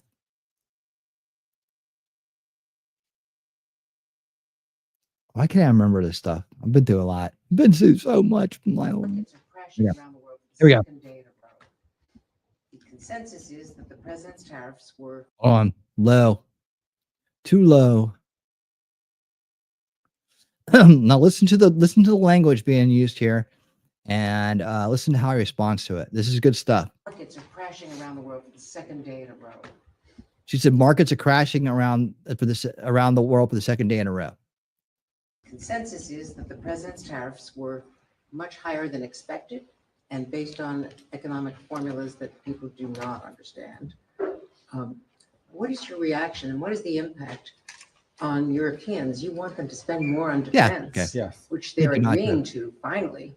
But how can they do that when their economies are crashing and they are now No, their economies are not crashing. The markets are reacting. No, their economies are not crashing. Their markets are reacting to a dramatic change in the global order in terms of trade.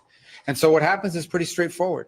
If you're a company and you make a bunch of your products in China, and all of a sudden shareholders or people that play the stock market realize that it's going to cost a lot more to produce in China, your stock is going to go down. But ultimately, the markets, as long as they know what the rules are going to be moving forward, and as long as that's set and you can sustain where you're going to be, the markets will adjust. Businesses around the world, including in trade and global trade, they just need to know what the rules are. Once they know what the rules are, they will adjust to those rules.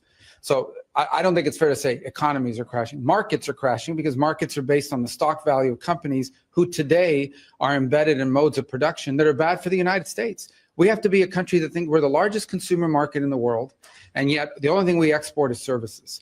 And we need to stop that. We need to get back to a time where we're a country that can make things, and to do that, we have to reset the global order of trade. And the other part of my question. Well, the worst thing is to leave it the way it is forever. I mean, this just can't continue. We can't continue to be a country that doesn't make things. We have to be able to make things to provide jobs for Americans. That's it. It's that simple. China is an example. I mean, it's outrageous. I mean, they don't consume anything. All they do is export and flood and distort markets, in addition to all the tariffs and barriers they put in place. So the president rightly has concluded that the current status of global trade is bad for America and good for a bunch of other people, and he's going to reset it. And he's absolutely right to do it. Let me ask you about also the predictability of relationships with allies. The Prime Minister of Greenland, the Prime Minister of Denmark, which at this point owns Greenland, so Denmark, a NATO ally, is saying that it's unacceptable that one country cannot annex another country. Listen to the idiocy coming from these questions. Next to anything, it's going to be up to Greenlanders. The vice president made that clear. He's going to respect the self-determination of Greenlanders. So at some point, the Greenlanders have made clear that they want to be independent of Denmark. So that's Denmark should focus on the fact that the Greenlanders don't want to be a part of Denmark. That's what they should focus on. We didn't give them that idea. They've been talking about that for a long time. Whenever they make that decision, they'll make that decision. And then what we're not going to do is let China come in now and offer them a bunch of money and become, dependent on China. The president said he would not rule out using military force against. Never argued with a Balkan. No, he said he would not rule out. No. He said he would not rule out. He said, I'm not going to rule out anything if Greenland is encroached upon by a foreign power like a China or Russia or anybody else.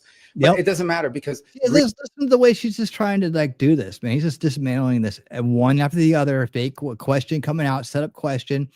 And she's got this perception, the perception of the question she's asking is the narrative of the establishment. Greenlanders are going to make a decision. They're the ones that want to get away from Denmark. They're the ones that want to be independent. And not us. We didn't come up with that idea. They did. And if they make that decision, then the United States would stand ready potentially to step in and say, okay, we can create a partnership with you. We're not at that stage, but that's what the vice president made clear last week in his visit there. His statement was very abundantly clear that we will respect the self-determination of the people of Greenland. And they're the ones that want to leave Denmark. That wasn't our idea. All right, well, second question here, Missy from Washington Post. Mr. Secretary, I'd like to ask you about the Russia-Ukraine negotiations. Can you give us tell us about the American assessment of the conditions that Russia put forward regarding the Black Sea ceasefire talks, and also the British and French foreign ministers said this morning that Putin was dragging his feet. Do you agree with that? Maybe he might be. We don't know yet. We're going to find out fairly soon. I mean, look, here's what the president wanted to do. He wants to end this war, and he wanted to test it very early in his administration. Is it possible to end this war on terms that are acceptable, obviously, to both sides? Because you can't end a war unless both sides agree. And that's what we're in the process of finding out. We will know soon enough, in a matter of weeks, not months, whether Russia is serious about peace or not. I hope they are. It would be good for the world if that war ended. But obviously, we have to test that proposition. So we're working through that process. We had a visitor, that Mr. Kirill was here this week, had a chance to sit down with him. He met with others. He'll take some messages back. And the message is the United States needs to know whether you're serious or not about peace. Ultimately, Putin will have to make that decision. The Russian Federation will have to make that decision. I think the Ukrainians have shown a willingness to enter, for example, into a complete ceasefire to create space for negotiation. At some point here fairly soon, not 6 months from now, you know, the Russians and Putin will have to make a decision about whether they're serious or peace or not. And I hope they are serious. So it would be good for the world if that And war what is your assessment of the Russian conditions that were put forward? And also, Dmitriev said following his talks with Mr. Witkoff yesterday that the U.S. and Russia might resume direct flights as maybe a confidence building measure. Do you support that? So I haven't heard anything about direct flights. I can tell you, but I don't know who's going to fly, and I can tell these people are sanctioned. But I would just tell you that the thing I would point to you is this: we're going to wait and see. The Russians know our position in terms of wanting to end the war, and we will know from their answers very soon whether they are serious about proceeding with real peace or whether this is a delay tactic. It's a delay tactic. The president's not interested in that. If this is dragging things out, President Trump's not going to fall into the trap of endless negotiations about negotiations.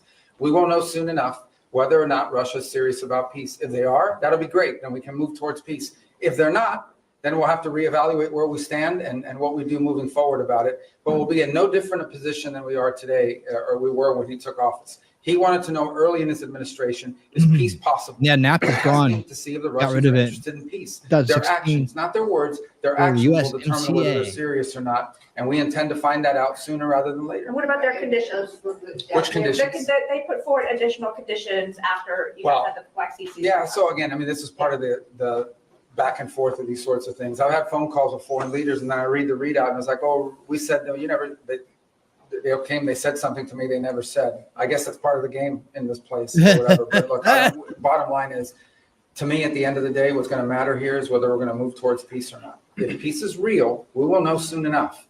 If they're not interested in peace, we will know soon enough. And we'll make decisions on the basis. I hope they are real. There are some promising signs. There are some troubling signs. It's not going to be easy. No one ever said this would be easy. But we're going to find out sooner rather than later. And let's just say I'm hopeful. I remain hopeful. I need to be hopeful that peace is possible and that the Russians are serious about peace. We want them to be serious about peace. And hopefully they are, but we'll know sooner rather than later. Daphne Reuters. Hi, sorry, I'm back here. Your last name's Reuters? Oh, that's pretty cool, isn't it? Go ahead. On the 5% defense spending target, have you received pushback to this idea? All right, cool. I just wanted you guys to see the first few minutes of that. You can watch the rest of it right here. I know it's getting late. You guys have been with me for a long time, and I appreciate each and every one of you for hanging with the base crowd. Appreciate you guys doing that, man. And I want to give you the weekend to go have yourself some fun. We go, but don't have a bad day like that guy earlier tonight. Woof, man. Look, stay away from dating apps, especially if you work in government. What are you, dumb? Don't talk about work on dates. All right, don't do that. Not cool. I'm going to be sending. I gotta do this one. I gotta do this real quick on before I go. And if you're ever out and you're getting dumb, right, and you think that you're tough, don't mess with a guy like this. All right, I'm just telling you, you're not. It's not going to end well for you. In case you didn't know, or in case you didn't know, in case you're one of those people who lie to themselves about stuff, don't mess with that man. All right, okay. I'm going to get on out of here and give you guys the rest of the weekend. I'll be back tomorrow. I'll give you guys the rest of the night. I'll be back tomorrow night at 9 p.m. Eastern with Talking Trash and Truth for winning Saturday night, 9 p.m. Eastern.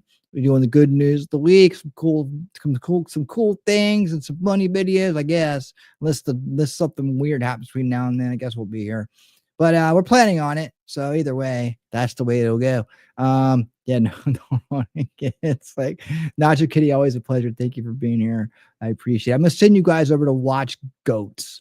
You'll be the crowd that stares at goats on the YouTube side. On the Rumble side, if you're there, you're going to go be my ambassadors to Badlands Media. It's a big channel with lots of people there. They got tons of Rumble rants. They got they're called the Liberty Den, episode 137.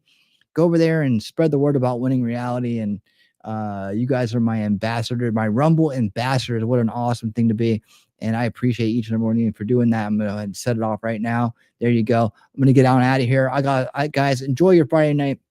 I'll see you tomorrow. Have a great day. Thanks to everybody. Thanks to the super chatters, the members, the mods, everybody. Much love, much love, much love. And until next time, everybody stay based and keep on. If you've lost faith in humanity, clap your hands. If you've lost faith in humanity, and this is your villain origin story, if you've lost faith in humanity, clap your hands.